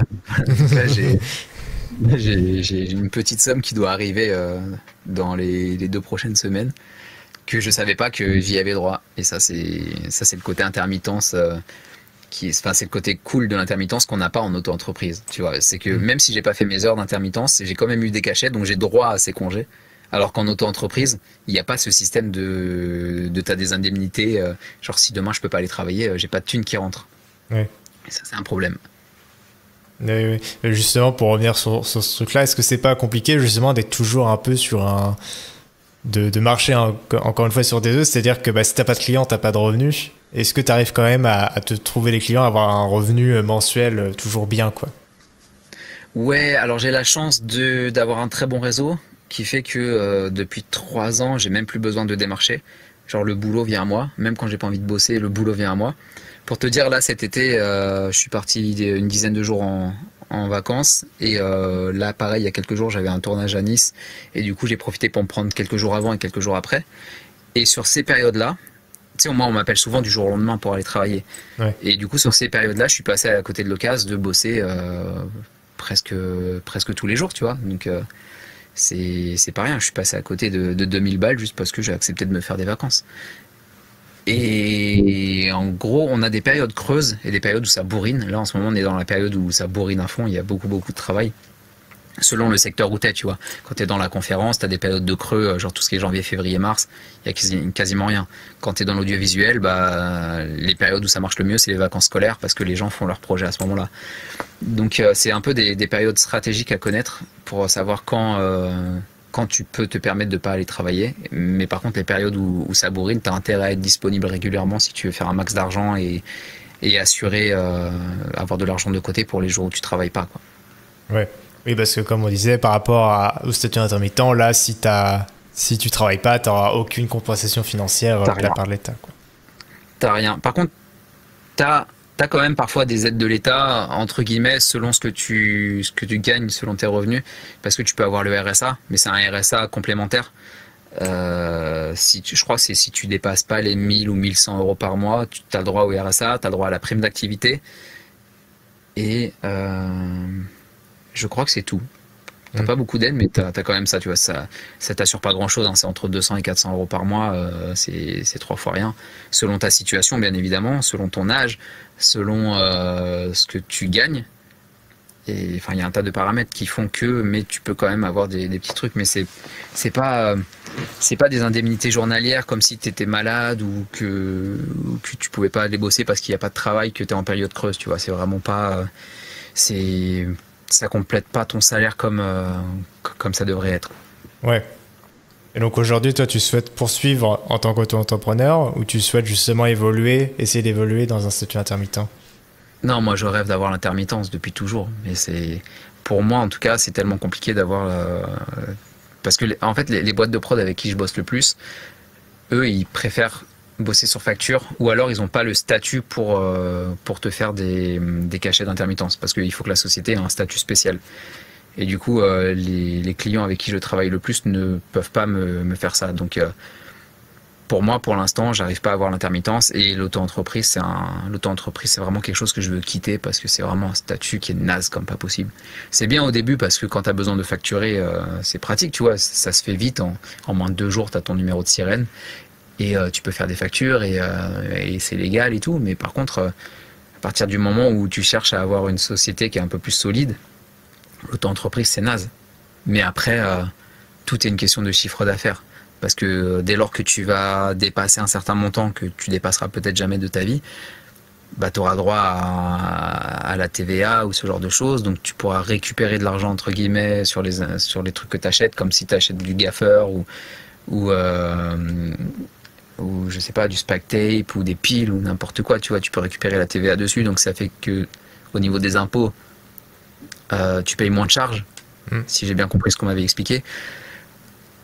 Par contre, les boîtes de prod, ce que j'ai remarqué, c'est qu'elles préfèrent payer les gens sur facture parce que elles payent moins et toi tu touches plus.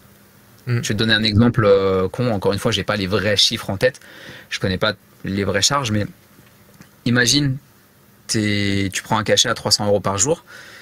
La boîte de prod doit payer 600 € parce que pour te faire ton cachet d'intermittence, il faut que ce soit à peu près 50% de plus. Donc elle va débourser 600 € pour que toi tu touches 300.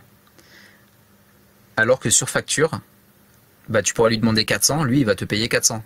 Et toi tu retires 25% de ça. Ça fait, tu vas toucher 300. Dans les deux cas, tu vas toucher 300. Mais lui il aura payé 400 au lieu de payer 600. Si tu fais un cachet d'intermittence, il te paye 600. Ouais, mais du coup, la différence, c'est que toi, du coup, t'as pas l'avantage de l'intermittence qui fait que si tu travailles pas, bah, justement, t'es dédommagé, entre guillemets, chaque jour. C'est ça, justement, la différence. Donc, au final, est-ce que, du coup, en tant qu'auto-entrepreneur, tu factures plus cher qu'un intermittent? Bah, t'essayes de facturer plus cher et t'as pas le choix de facturer plus cher puisque de toute façon, tu viens avec ton matériel, avec ton expérience, avec ton temps et les jours où tu peux pas travailler. Tu vois, tu t'inclus tout ça dans ta facture. Sauf que la plupart des clients vont toujours chercher à renégocier ton tarif. Donc, d'ailleurs, si les gens veulent un conseil, un super conseil, donnez un tarif qui est plus élevé que ce que vous voulez toucher. Comme ça, quand le client va renégocier le tarif à la baisse, vous pourrez renégocier à quelque chose qui vous intéresse. Ouais. Mais voilà, en gros, t'as pas les avantages. Comme là, le truc des congés payés que j'ai découvert tout à l'heure. Bon, en fait, si j'avais su toutes les fois où on m'avait proposé des cachets, j'aurais dit oui. Puisque ça fait que là, je toucherais beaucoup plus en congé. Donc maintenant, je sais que les prochaines fois, je vais dire oui quand on me proposera un cachet au lieu d'être payé sur facture. Là, pour information, les congés payés du coup intermittent, c'est 10% du montant brut des salaires à l'année que tu touches. Donc ça fait quand même une petite somme au final. Bah ouais. Pas déconnante. C'est ça. C'est ça, parce que là, en cachet, il y en avait pour un peu plus de 2000 balles. Du coup, ça fait que normalement, je toucherais à peu près 200 € pour ça. Ouais. Alors que, en fait, ça fait comme si je travaillais une demi-journée en plus. Ouais, donc c'est vrai que c'est pas. Moins à prendre. Ça, c'est clair. Toujours moins à prendre. Donc, tu souhaites te mettre intermittent, mais est-ce que tu aurais. Pourquoi pas avoir le souhait justement de passer l'étape supérieure? Donc, c'est-à-dire, au lieu de se mettre intermittent, bah, tu crées vraiment une vraie entreprise. Et du coup, quitter l'auto-entreprise. Parce que je suis pas un commercial. J'arriverai pas à démarcher pour avoir suffisamment de clients parce qu'en plus, il faut engager un comptable, il faut engager un trésorier, il faut engager d'autres techniciens avec moi. Si jamais moi, je suis pas dispo pour une presta, si je veux faire rentrer du chiffre d'affaires, il faut qu'on soit 3 ou 4 à bosser dans l'entreprise. Et ça devient un gros bordel administratif plus un gros bordel commercial. Et moi, je sais pas faire tout ça. Je sais pas démarcher, c'est quelque chose que je déteste. Je saurais pas me vendre, je saurais pas aller vers les clients et dire bon bah voilà, on est une entreprise, on fait du son, on a une dizaine d'employés, on peut vous mettre un ingé son par-ci, un ingé son par-là. Moi, je le fais pas. Je bosse avec des boîtes de prod qui font ça justement, je vois comment ils font et c'est quelque chose qui m'intéresserait, mais je sais pas faire. Donc si demain il y a quelqu'un de confiance dans mon entourage qui veut monter un projet comme ça, en tant qu'associé et qui gère toute cette partie-là et qu'on est sûr de trouver la clientèle, ouais, je le fais, je pars dedans. Mais à l'heure actuelle, c'est un truc que je sais pas faire. Et je veux pas m'engager dans un truc que je sais pas faire. Enfin, c'est con de dire ça parce que c'est une prise de risque qui est... Dans la vie, il faut prendre des risques. Et ça, je le vois quand je fais du skate, tu vois. Il y a des trucs, je me dis, je sais pas faire, mais je me lance quand même et tout est dans la tête. Mais là, c'est vraiment... Là, on parle d'une somme d'argent, quelque chose qui peut ruiner ta vie, tu vois. C'est pas comme si je me cassais une jambe en skate, c'est pas pareil. Ouais. Donc c'est une prise de risque que je veux pas prendre, en tout cas, et que j'ai pas les connaissances nécessaires pour faire ça. Mais donc tu disais, si tu as quelqu'un dans ton entourage qui serait chaud et tout, tu lancerais ça à la place d'intermittence. Pourquoi tu lancerais ça par rapport à de l'intermittence? Ce serait quoi l'avantage de l'entreprise par rapport à l'intermittence? L'avantage, c'est que... Bah déjà, si c'est pas moi qui tiens les rênes, il peut me faire des cachets d'intermittence. Ouais. Et du coup, ça peut être bénéfique. Ouais. Non, en vrai, je sais pas si légalement on a le droit de faire ça, mais Ça fait que je sais que je pourrais être sur tous les terrains et que dans mon contrat, je pourrais négocier que je touche un pourcentage sur telle ou telle personne. Il y a des boîtes de prod avec qui je bosse qui font ça quand eux, ils peuvent pas être sur le terrain, ils me mettent moi et ils touchent, je sais pas, je vais dire une connerie dans les chiffres, mais imagine, je prends 300 euros, bah eux, c'est vendu, la presta, elle est vendue à 900 euros, ce qui fait qu'il y a ces charges dessus, plus un bénéfice et ce qui me reverse. Et du coup, c'est intéressant parce que si tu as 3, 4, 5 gars qui sont comme ça, qui sont tous les jours sur le terrain, bah, tu as des bénéfices qui viennent de 3, 4, 5 personnes différentes. Ouais. Et toi, tu es là, tu as besoin de rien faire. Ou tu fais ce qui te plaît, tu vas sur le terrain aussi. Et tu as de l'argent qui rentre juste parce que tu as placé des gars à des endroits. En fait, c'est comme un placement financier sur des comptes bancaires. Tu as un livret A, tu as un LDD, tu as un PEL, tu places l'argent à droite à gauche, il te rapporte des intérêts. C'est un peu ça. Ouais. Ok, pour revenir justement sur les prestations que tu fais, donc tu fais aussi bien dans le cinéma que dans l'audiovisuel, enfin dans l'événementiel on va dire. Ouais. Et pourquoi justement tu fais dans ces deux branches? Est-ce que parce que pourquoi travailler dans les deux branches au lieu de se spécialiser dans une des deux par exemple? Parce que en fait j'aime un petit peu tous les domaines et je me verrais pas être enfermé dans un seul secteur parce qu'il y a des jours où j'ai pas besoin d'être avec des équipes de tournage. Il y a des jours où j'aime bien être seul en conférence derrière ma console à juste mixer. Il y a des jours où j'aime bien juste faire du streaming. Il y a des jours où j'aime bien mon plus grand kiff, tu vois, c'est enregistrer, mixer de la musique. Donc il y a des jours où j'ai envie d'être en studio. En fait, je pense que si je devais me spécialiser, et encore une fois, c'est une question de moyens financiers, si je devais me spécialiser dans un seul truc, c'est studio d'enregistrement, bruitage, doublage, musique. Et là, en fait, de fait de ma situation actuelle, que ce soit financière ou familiale ou peu importe, c'est bien d'être sur tous les terrains parce que ça me fait changer à chaque fois. Tu vois, je suis pas constamment dans le cinéma, je suis pas constamment dans la conférence, je suis pas constamment dans la caméra cachée, je suis pas constamment dans les concerts. Mais c'est intéressant quand même parce que tu rencontres du monde de partout et ce qui fait que quand tu es polyvalent, on peut te mettre sur plus de choses, sur plus de projets. Et du coup, ça fait qu'il y a moins de périodes creuses, il y a beaucoup plus d'activités et donc beaucoup plus de rentrées financières. C'est con à dire, mais le côté financier, on n'a pas le choix de passer par là, tu vois. T'as un loyer à payer, t'as la bouffe à payer, t'as plein de frais dans la vie, quoi. T'as pas le choix de faire rentrer de l'argent. Donc, le fait d'être sur tous les terrains, ça fait que j'ai plus de chances d'avoir du travail. Alors que si je suis que dans le cinéma, par exemple, bah, c'est un milieu qui est saturé. Si je suis que dans la musique, c'est un milieu qui est saturé. Si je suis que dans les concerts, c'est un milieu qui est saturé. Et du coup, bah, les gens, ils ont déjà leur gars et le jour où leur gars peut pas venir, on va t'appeler. Mais ça arrive peut-être une fois sur 10. Et du coup, si tu es sur tous les terrains, bah, tu as plus de chances d'avoir un gars qui peut pas venir et qu'on t'appelle. Alors que si tu es sur un seul domaine, tu peux attendre longtemps. Ouais, je vois. Donc pour revenir, du coup, cette fois-ci, on va parler un peu en pratique, justement. Comment ça se passe, pour ceux que ça intéresse, comment ça se passe une prestation en événementiel, par exemple? Comment ça se déroule? Alors, c'est hyper variable. La plupart du temps, tu connais pas tes horaires à l'avance. Genre, tu l'apprends peut-être 1 ou 2 jours avant. Là, on parle des conférences, hein, c'est ça quand tu dis événementiel. Ouais, c'est ça. Ouais, événementiel, tu sais, conférences, séminaires, salons, congrès, ce genre de choses. Ouais. Donc, tu vas pas souvent connaître le sujet sur lequel tu vas bosser. C'est-à-dire que tu peux être sur un salon d'automobile, tu le découvriras peut-être le jour même, tu vois. Et donc, tu arrives le matin, il y a le matériel qui est sur place en général, tu as juste à l'installer, à faire les essais techniques, tu prends connaissance du déroulé de la journée, tu vois le client, tu vas voir les points forts de la journée, tu vois les points importants. Par exemple, à telle heure, il y a telle conférence, là, il y a un fichier à diffuser, donc il faut que tu aies le fichier. Là, il va y avoir des intervenants, ils ont besoin d'un truc spécifique, par exemple parler dans des cols de signes, donc il faut que le pupitre soit installé, ou alors avoir un micro serre-tête, donc il faut prévoir le serre-tête. Le nombre d'intervenants pour savoir combien de micros tu mets à disposition, s'il y a des questions du public qui peuvent être posées, dans ce cas-là tu prévois un micro pour la salle, 1 ou 2 micros pour la salle. Quand est-ce que c'est la pause repas aussi, parce que quand tu es engagé sur un salon, en général ils pensent pas aux techniciens, ils pensent pas qu'il doit manger, du coup le salon c'est toute la journée, parfois c'est 2-3 jours d'affilée, mais t'as pas de pause entre les deux, et tu vois t'as des conférences toute la journée et t'as pas le temps d'aller manger, donc il faut prévoir ça, et puis après le soir, quand c'est le grand moment du rangement, c'est le moment qu'on déteste tous, quoi. Faut Faut remballer tout le matos, faut tout ranger proprement, tout nettoyer. Et voilà, ça c'est une journée type dans l'événementiel, en tout cas pour tout ce qui est salon, séminaire et compagnie. Après l'événementiel, c'est vaste parce que tu as aussi le milieu du spectacle, tout ce qui est théâtre, tout ce qui est concert. Et là, c'est presque la même routine, sauf que là, au moins, tu sais à l'avance sur quoi tu vas bosser. Et donc, tu prévois, quand tu as des groupes à sonoriser, tu as les fiches techniques que tu reçois en amont, ce qui fait que tu peux prévoir le matériel à utiliser, tu connais les dispositions de la salle, tu peux patcher ta console de mixage correctement, enfin, tu peux faire ton routing, tu peux tout prévoir à l'avance.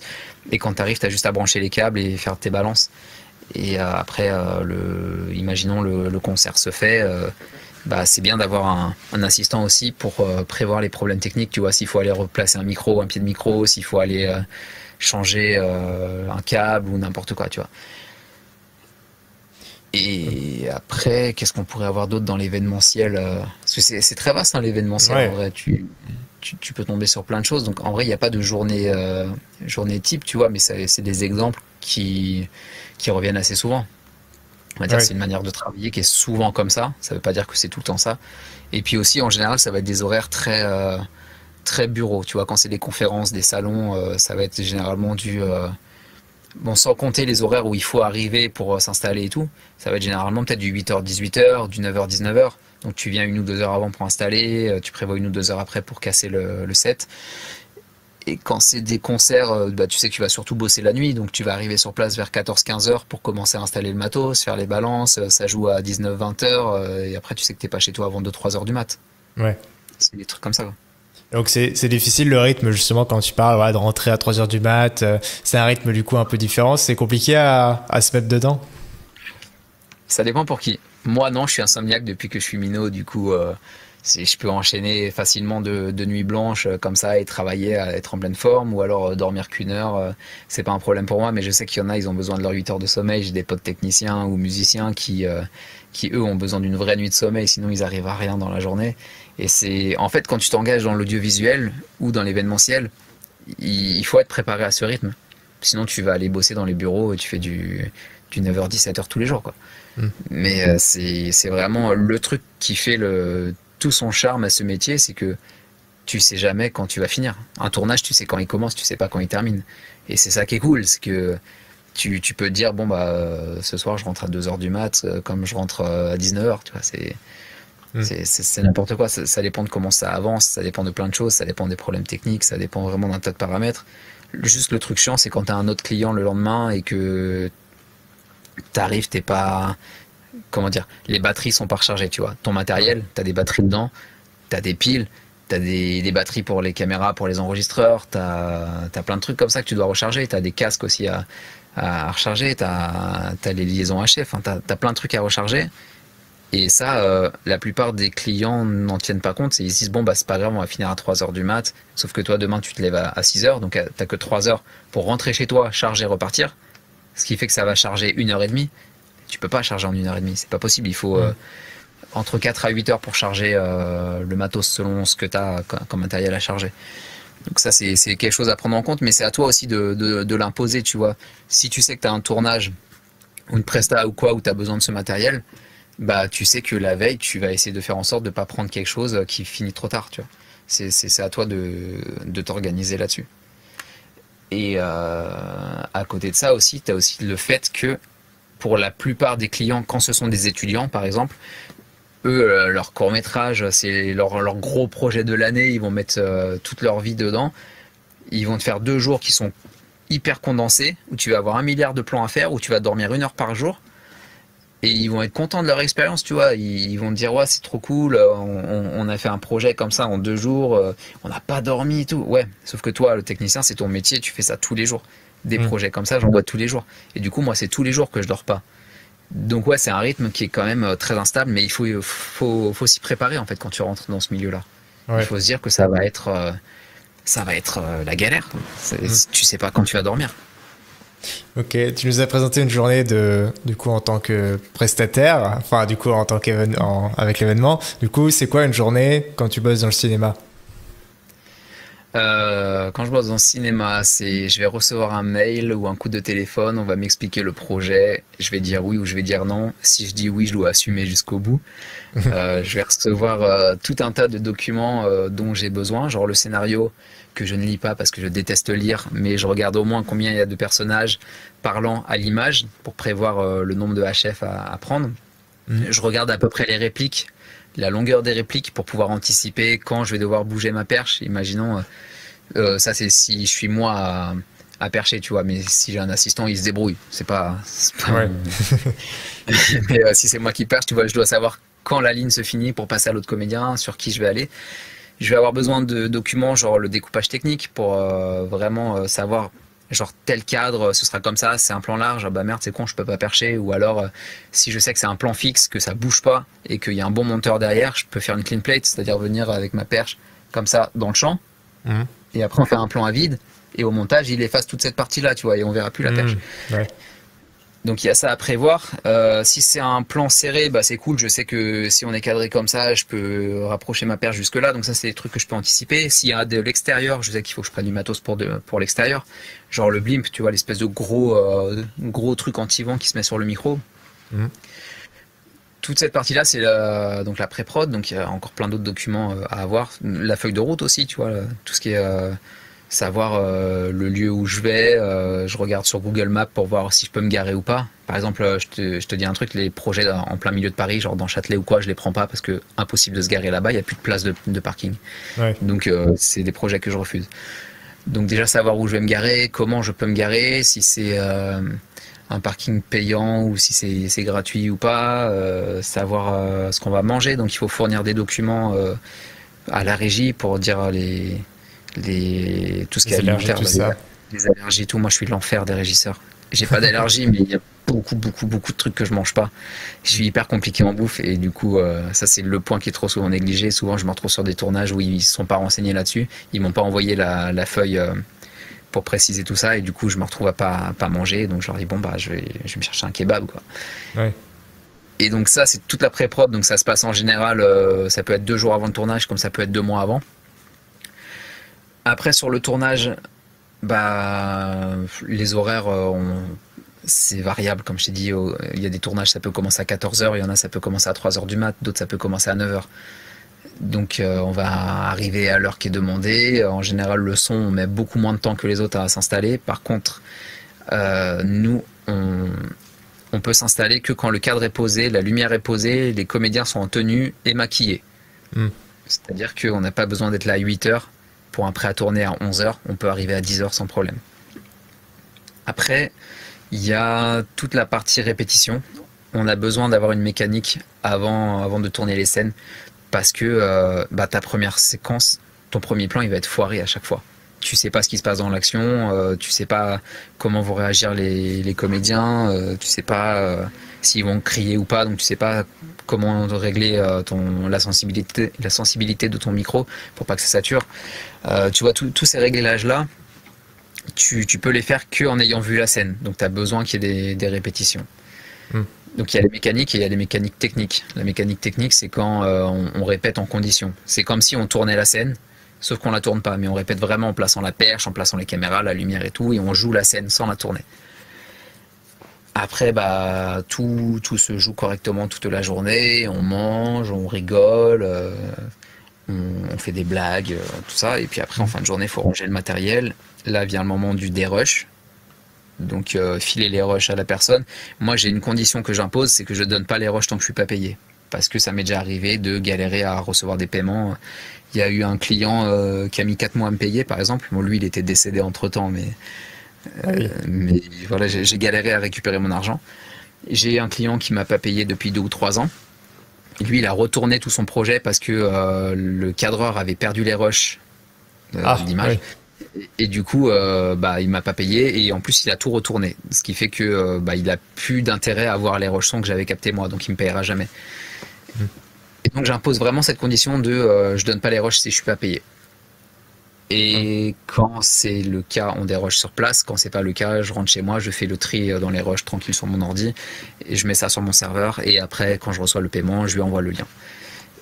Et un autre truc important sur le tournage, c'est qu'à ce moment-là, je suis aussi en pré-prod pour les autres projets. C'est-à-dire que toute la journée, je reçois des mails ou des coups de téléphone pour organiser le tournage de demain ou la conférence d'après-demain ou les trucs du genre. Ce qui fait que t'es pas pleinement dans le tournage. C'est pour ça aussi où ce que tu disais tout à l'heure, avoir le statut de société et avoir plusieurs personnes à caler à droite à gauche, ça pourrait être bien parce que toi, tu es là, tu prends toutes les informations et tu les redonnes aux techniciens en temps et en heure. Ça, ce serait cool. Alors que là, j'ai l'impression de passer mon temps à devoir répondre à des mails ou à des textos ou quoi et leur dire je suis en presta là, je peux pas t'appeler, on peut pas faire la réunion maintenant, mais vas-y, donne les informations et basta quoi. Ouais. Ça, c'est un peu une journée type. Mais après, tous les tournages sont différents. Du coup, pareil, comme je disais tout à l'heure, la journée, ça va pas se passer comme ça tout le temps. Dans les grandes lignes, ça va être ça, mais après, ça va varier selon les projets, ça va varier selon plein de choses. Ok. Bon, on a beaucoup parlé de cinéma, de visuel, mais on n'a pas parlé beaucoup d'un truc que toi, je pense, tu fais beaucoup, c'est de la musique. Ouais. Parce que, donc, du coup, toi, en fait, c'est la musique qui t'a entraîné dans le milieu au final, au tout début. Ouais, c'est ça, c'est la musique qui a fait que je suis dans l'événementiel et dans l'audiovisuel.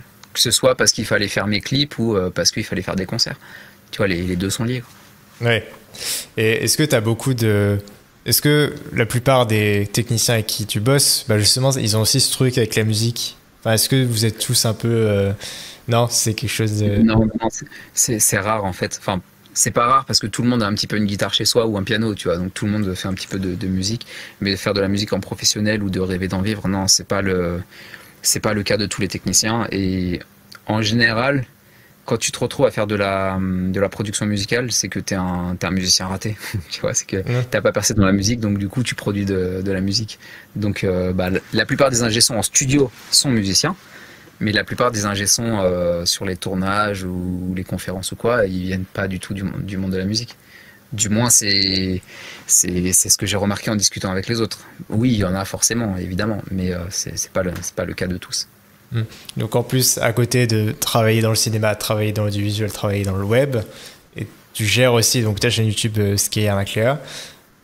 Et du coup ton projet musical, c'est quoi ton projet? Attends, on a perdu ta cam.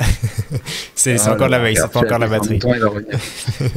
Bim, c'est revenu. Super. Voilà. Oui, c'est quoi ton projet musical à la base au final? Alors, mon projet, il est difficile à définir parce que, en fait, quand je me suis lancé en solo sous le nom de Skyar Maclea, je voulais faire du rock country.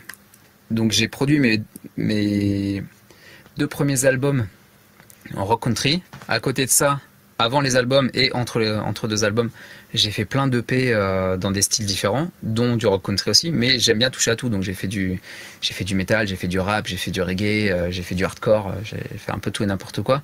Et même encore maintenant, c'est le cas, tu vois, je touche un peu à tout, mais quand je sors un album, je veux qu'il soit vraiment dans un style en particulier. Mes 2 premiers albums sont rock country, et mon 3e album, c'est de la synthwave, qui n'a rien à voir avec le rock country. Et du coup, c'est un petit peu ça le projet Skyar Maclea. C'est en gros, c'est un musicien qui montre ce qu'il sait faire. C'est pas un genre en particulier, mais après, ça me permet de m'adapter sur les concerts où si je veux faire quelque chose d'assez énergique, je vais partir en métal, je fais un concert avec des bandes sonores et ma guitare électrique, et donc ça va être assez hard. Quand je vais faire quelque chose de plus doux, comme là par exemple le 12 novembre, je passe sur Bordeaux FM.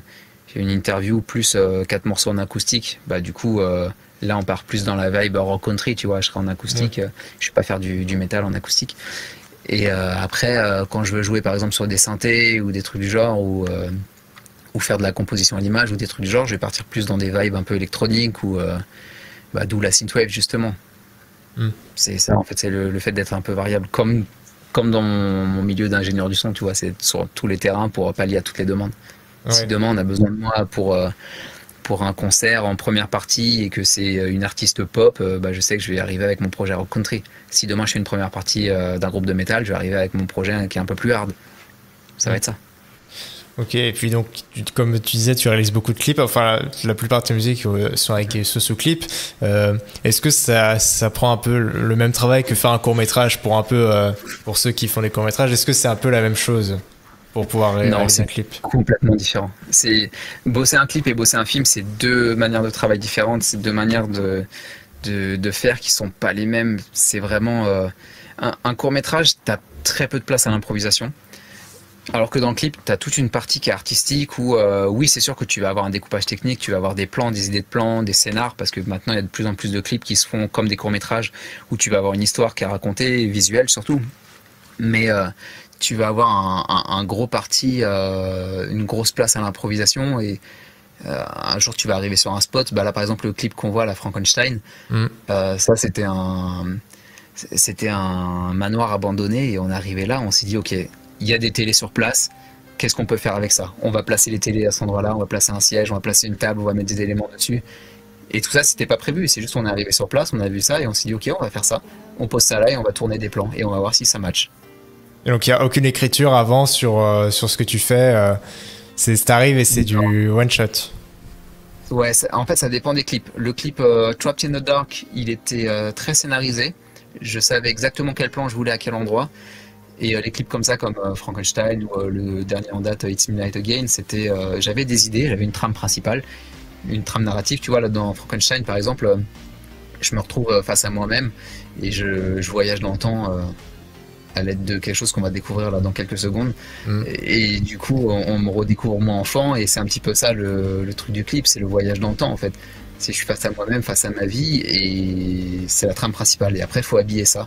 Il faut trouver des idées, il faut trouver des lieux où tourner. Et voilà, elle est belle la DeLorean. Elle est très très très belle. Et justement, en termes de production, c'est de l'autoproduction que tu fais ou tu as une prod justement pour financer tous ces tournages-là? Non, c'est de l'autoprod. J'ai un label sur lequel j'ai signé mes 2 albums rock country et quelques EP. Mais il est là plus pour me mettre en avant musicalement, tu vois, c'est plus une maison d'édition, c'est pas quelqu'un qui va produire mes clips. Donc du coup tout ça c'est sorti de ma poche. En fait c'est mon contrat de comment dire un contrat de licence en musique, tu as les contrats d'artiste, les contrats de licence, etc. Contrat d'artiste, en gros ton nom appartient à la maison de production et c'est eux qui avancent l'argent et tu les rembourses petit à petit sur les ventes d'albums, de merch et compagnie. Alors que là, moi, c'est vraiment, je peux signer les morceaux que je veux, mais par contre, c'est moi qui produis tout ça, c'est moi qui mets l'argent, c'est moi qui tourne. J'ai quasiment pas d'équipe derrière moi. Hein. J'ai un ami qui est cadreur, qui me suit sur presque tous mes projets de clips. Marvin Dovillers, c'est le cadreur de Greg Guillotin, enfin un des cadreurs de Greg Guillotin, et il me suit dans la plupart de ce genre de conneries, quoi. Et parfois, je suis tout seul à me filmer, parfois j'ai d'autres potes qui tiennent la caméra. On fait avec les moyens du bord. On fait avec les moyens du bord et les connaissances qu'on a dans l'audiovisuel, parce que mine de rien, on vient quand même du milieu de l'audiovisuel, ce qui fait qu'on a quand même quelques connaissances, quelques bases à mettre là-dedans. Notamment pour le dernier clip, It's Midnight Again, on savait que là, il fallait telle lumière, que là, il fallait telle caméra, enfin tel objectif, parce qu'on n'allait pas avoir assez de recul. C'était un minimum scénarisé, comme si on faisait un court-métrage. Et selon le clip qu'on va faire, ça demande des moyens différents, ça demande une réflexion différente pour travailler ça. Ok, et donc, tu dis c'est de l'autoproduction que tu fais. Je viens de perdre ma question. Qui c'est? Oui, voilà, comme vous voyez là, j'ai coupé, mais oui, il y a beaucoup de monde qui tourne. Il y a plein de gens derrière. Et après, tu as aussi les figurants dans le dernier clip, donc tu as une liste comme ça qui défile au générique, mais parce que tu as une trentaine de figurants, mais après, chacun a un double rôle dedans, tu vois. T'en as un, il est à la fois cadreur et figurant, l'autre, il fait la lumière et de la figuration, l'autre, il joue dedans et il fait de la pré-prod dessus. T'as plein de trucs, mais t'as quand même des équipes derrière. Je suis pas tout seul non plus, c'est autoproduit, c'est moi qui cherche les fonds pour financer ça, mais il y a quand même des équipes derrière. Je suis pas tout seul. Ouais. Et ça, c'est ton objectif final, en fait. Ton vrai objectif final, c'est de faire de la musique.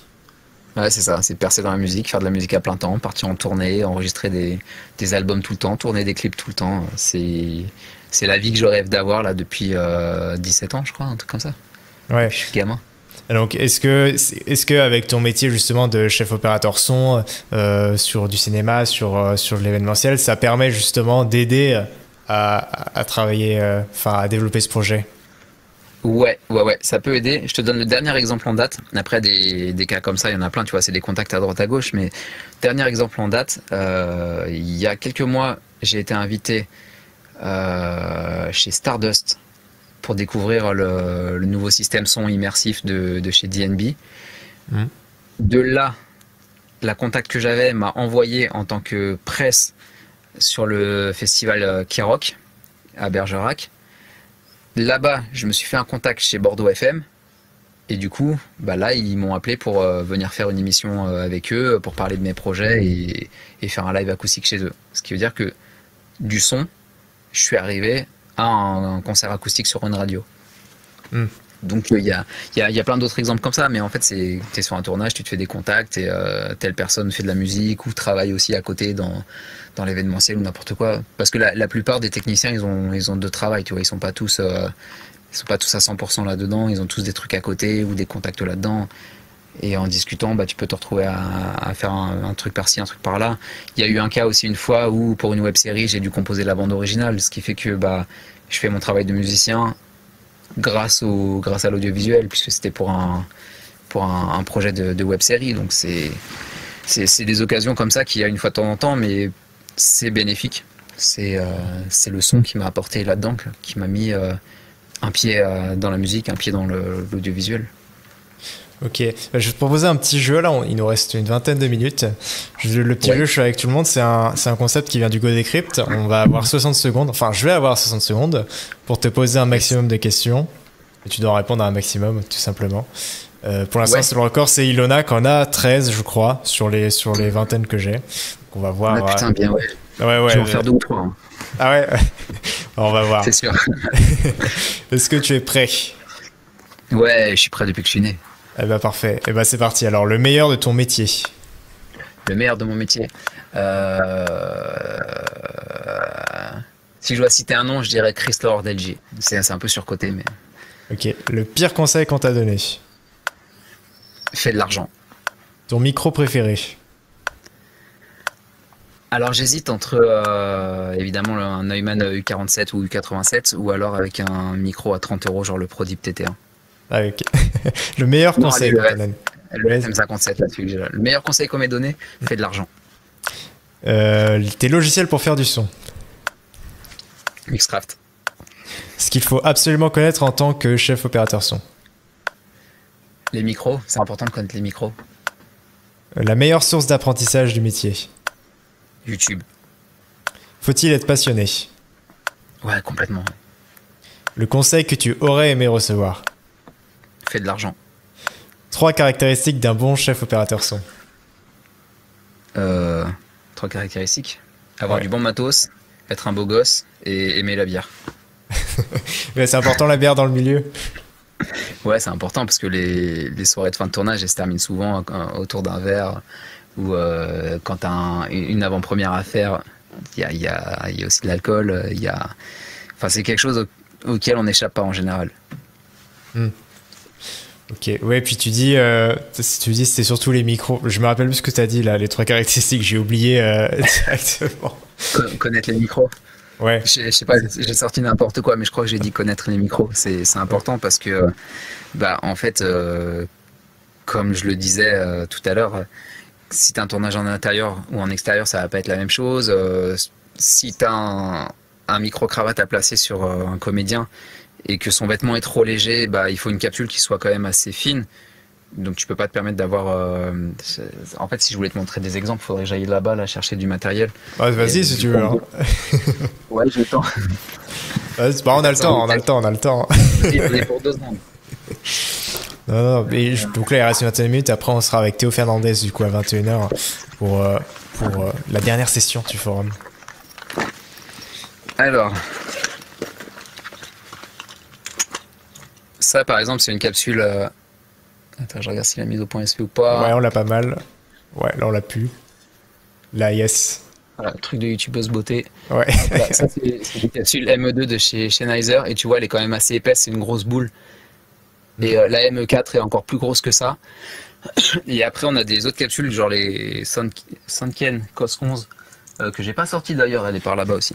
Ouais. Que je n'irai pas chercher. Il y a ça ou les DPA 4060 qui sont des capsules qui sont très très fines, genre elles font presque la taille du fil. Donc ça c'est plus simple à dissimuler.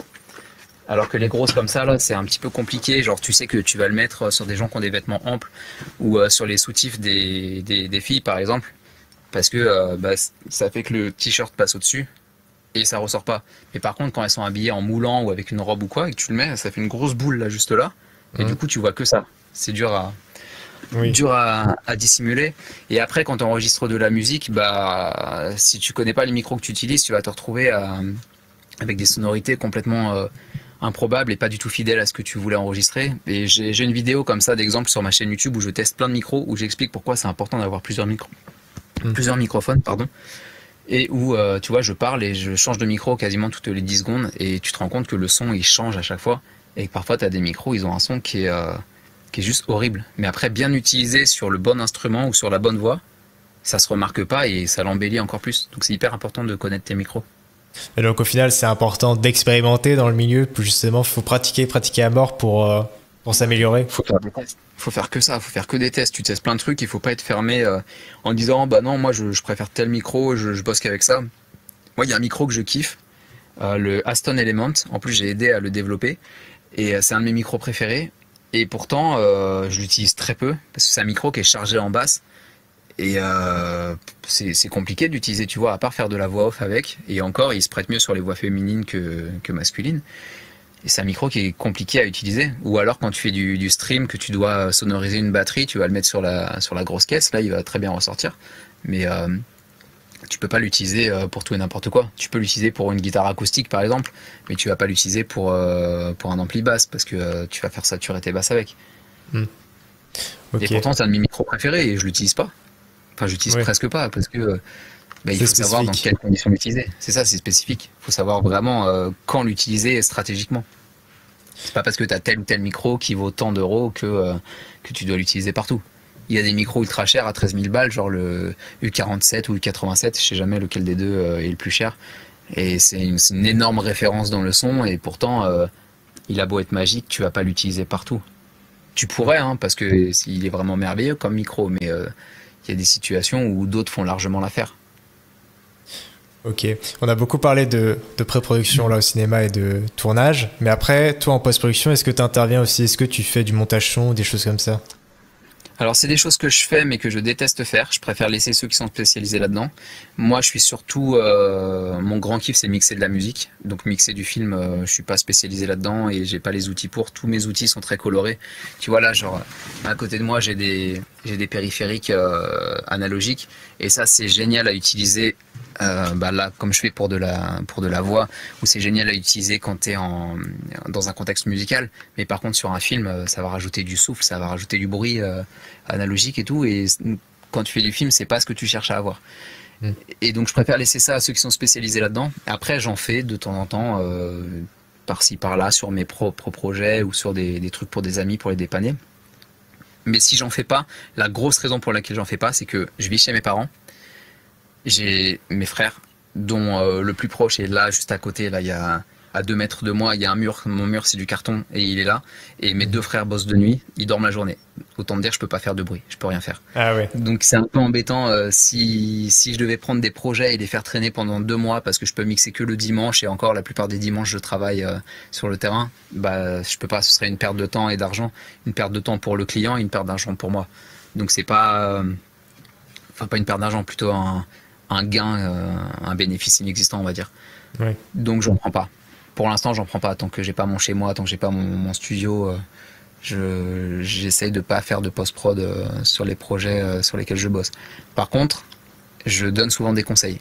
Quand j'enregistre dans un format spécial ou que les clients ont une demande spécifique sur tel ou tel truc, ou comment retirer tel bruit de fond, ou comment remettre les sons en phase ou quoi, j'hésite pas à les appeler, à leur expliquer la marche à suivre, les rediriger vers des vidéos que j'ai déjà fait qui traitent de ces sujets, ou les rediriger vers des collègues qui sont un peu plus spécialisés que moi là-dedans et qui pourraient appeler pour leur faire le travail. Ok. Ça, ouais, vas-y. Ouais. Non, vas-y, termine là-dessus parce que enfin, j'enchaîne. Non, j'allais juste te dire qu'à ce niveau-là, j'étais pas fermé, tu vois, genre je vais pas leur dire je te fais pas la post-prod et en plus de ça je te redirige vers rien, tu te démerdes. C'est vraiment, on a quand même une conscience, c'est mon nom qui est derrière après dans le film, hein, donc ouais. Il faut quand même que si ma prise de son est nickel. D'ailleurs là j'ai reçu hier le mix d'une prise de son que j'ai fait, une captation d'un live acoustique d'un pote à moi qui est batteur. En gros, j'avais sonorisé son groupe. Il a fait un groupe avec un mec qui sort de The Voice. Et le cadreur, c'est un des cadreurs d'Orelsan. Donc c'était vraiment un truc qui était super à bosser. J'ai fait une prise de son, elle était ultra clean, ultra propre, ultra belle. Ouais. Ça a été mixé à Tahiti. Il me l'a envoyé et j'ai pété un câble tellement c'était bien mixé. Et je me dis que même moi, si je l'avais mixé, j'aurais peut-être pas fait aussi bien parce que bah, les conditions font que chez moi, je peux pas mixer, je peux rien faire. Ouais. Ok. Bon, on arrive sur la fin de la session. Je vais te poser une dernière question, que c'est un peu la question que je pose à tout le monde. C'est du coup, si tu avais un jeune en face de toi, un collégien, un lycéen qui veut devenir ingénieur du son, c'est quoi le conseil que tu lui donnerais? Quel parcours faudrait faire selon toi pour arriver à où est-ce que tu en es? Bah, je lui dirais de prendre un max de conseils à droite à gauche, d'écouter plein de gens et pas une seule personne, d'aller bosser sur le terrain, d'essayer de se faire des contacts à droite à gauche pour essayer d'être placé, même juste pour observer, même s'il prend pas la perche, qu'il travaille pas, mais juste qu'il n'hésite pas à aller poser des questions, qu'il essaye de se mettre sur des projets, par exemple s'il veut faire un court-métrage, qu'il écrive quelque chose et comme ça il voit comment les gens travaillent au son dessus, comme ça il peut apprendre ce qu'il va devoir faire. Ou alors, s'il fait de la musique, qu'il aille en studio, il observe l'ingé son travailler et qu'il demande toujours des conseils à droite à gauche. Mais jamais, jamais, jamais se fier à une seule personne parce qu'on a tous une manière de travailler qui est différente. On a tous un parcours qui est différent et après, bah, c'est à toi de trouver ce qui te convient en ayant entendu des avis différents et en faisant le tri dans tout ça, quoi.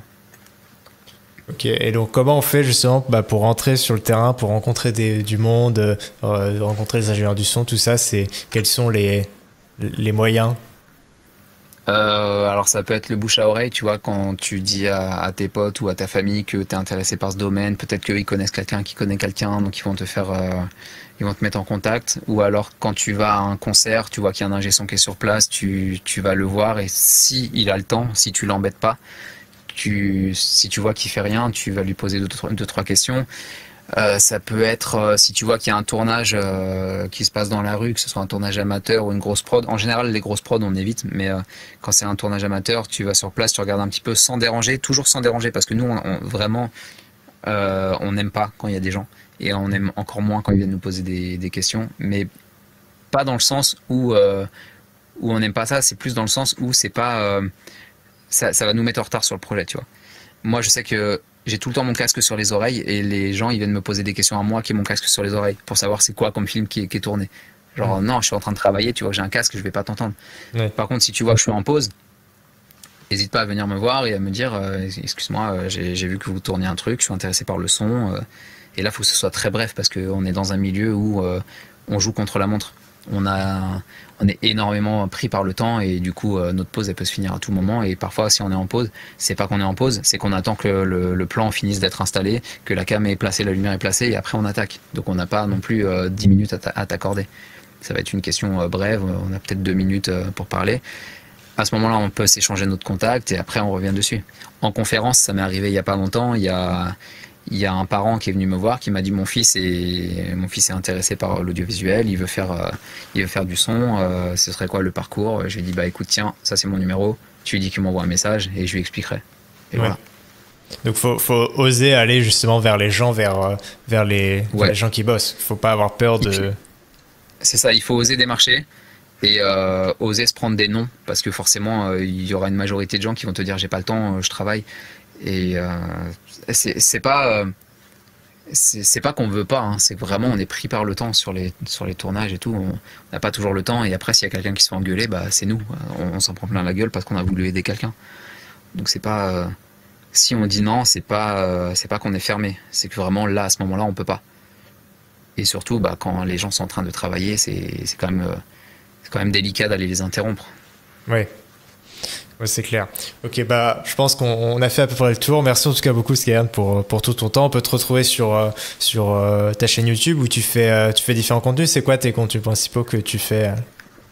Bah, je parle de son et de musique. Donc, il y a il y a des cours de guitare, il y a mon travail musical, il y a des reprises. Après, il y a des présentations de matériel, genre de microphone, d'enregistreur. Il y a des tutoriels de mixage. Il y a des petits conseils sur l'audiovisuel, il y a des trucs comme ça. Ça tourne vraiment autour du son et de la musique. Ok, super. Bah, merci beaucoup pour ton intervention. Est-ce que ça t'a plu ce petit moment? Ouais, bah déjà avec grand plaisir, hein, parce que c'est quelque chose que j'ai toujours aimé, tu vois. Un de mes rêves, ce serait d'enseigner dans des écoles, tu vois, donner Ah des ouais? masterclass. Ouais, donner des masterclass à droite à gauche pour expliquer comment ça se passe sur le terrain, comment ça se passe dans le son et tout. Et même juste donner des interviews comme ça sur le métier, c'est toujours intéressant. Moi, je sais que je suis quelqu'un qui aime beaucoup consommer du making-of, voir comment ça se passe sur les plateaux. Mm. Donc là, juste par la parole, au travers de deux, trois questions, tu peux vraiment faire découvrir ce métier à des gens. Et plus il y aura de gens là-dedans, plus on aura des putains de belles créations, tu vois. S'il y a des super projets qui sortent, c'est parce qu'il y a des gens qui ont eu une idée un jour, ils n'avaient pas les moyens de les réaliser. Ils se sont donné les moyens en écoutant des podcasts, en regardant des tutos et tout, et maintenant ils font des choses merveilleuses. Et tu vois, c'est comme ça que tu as eu des projets comme Le Visiteur du Futur qui sont allés au cinéma. Ouais, c'est vrai, c'est vrai. Carrément.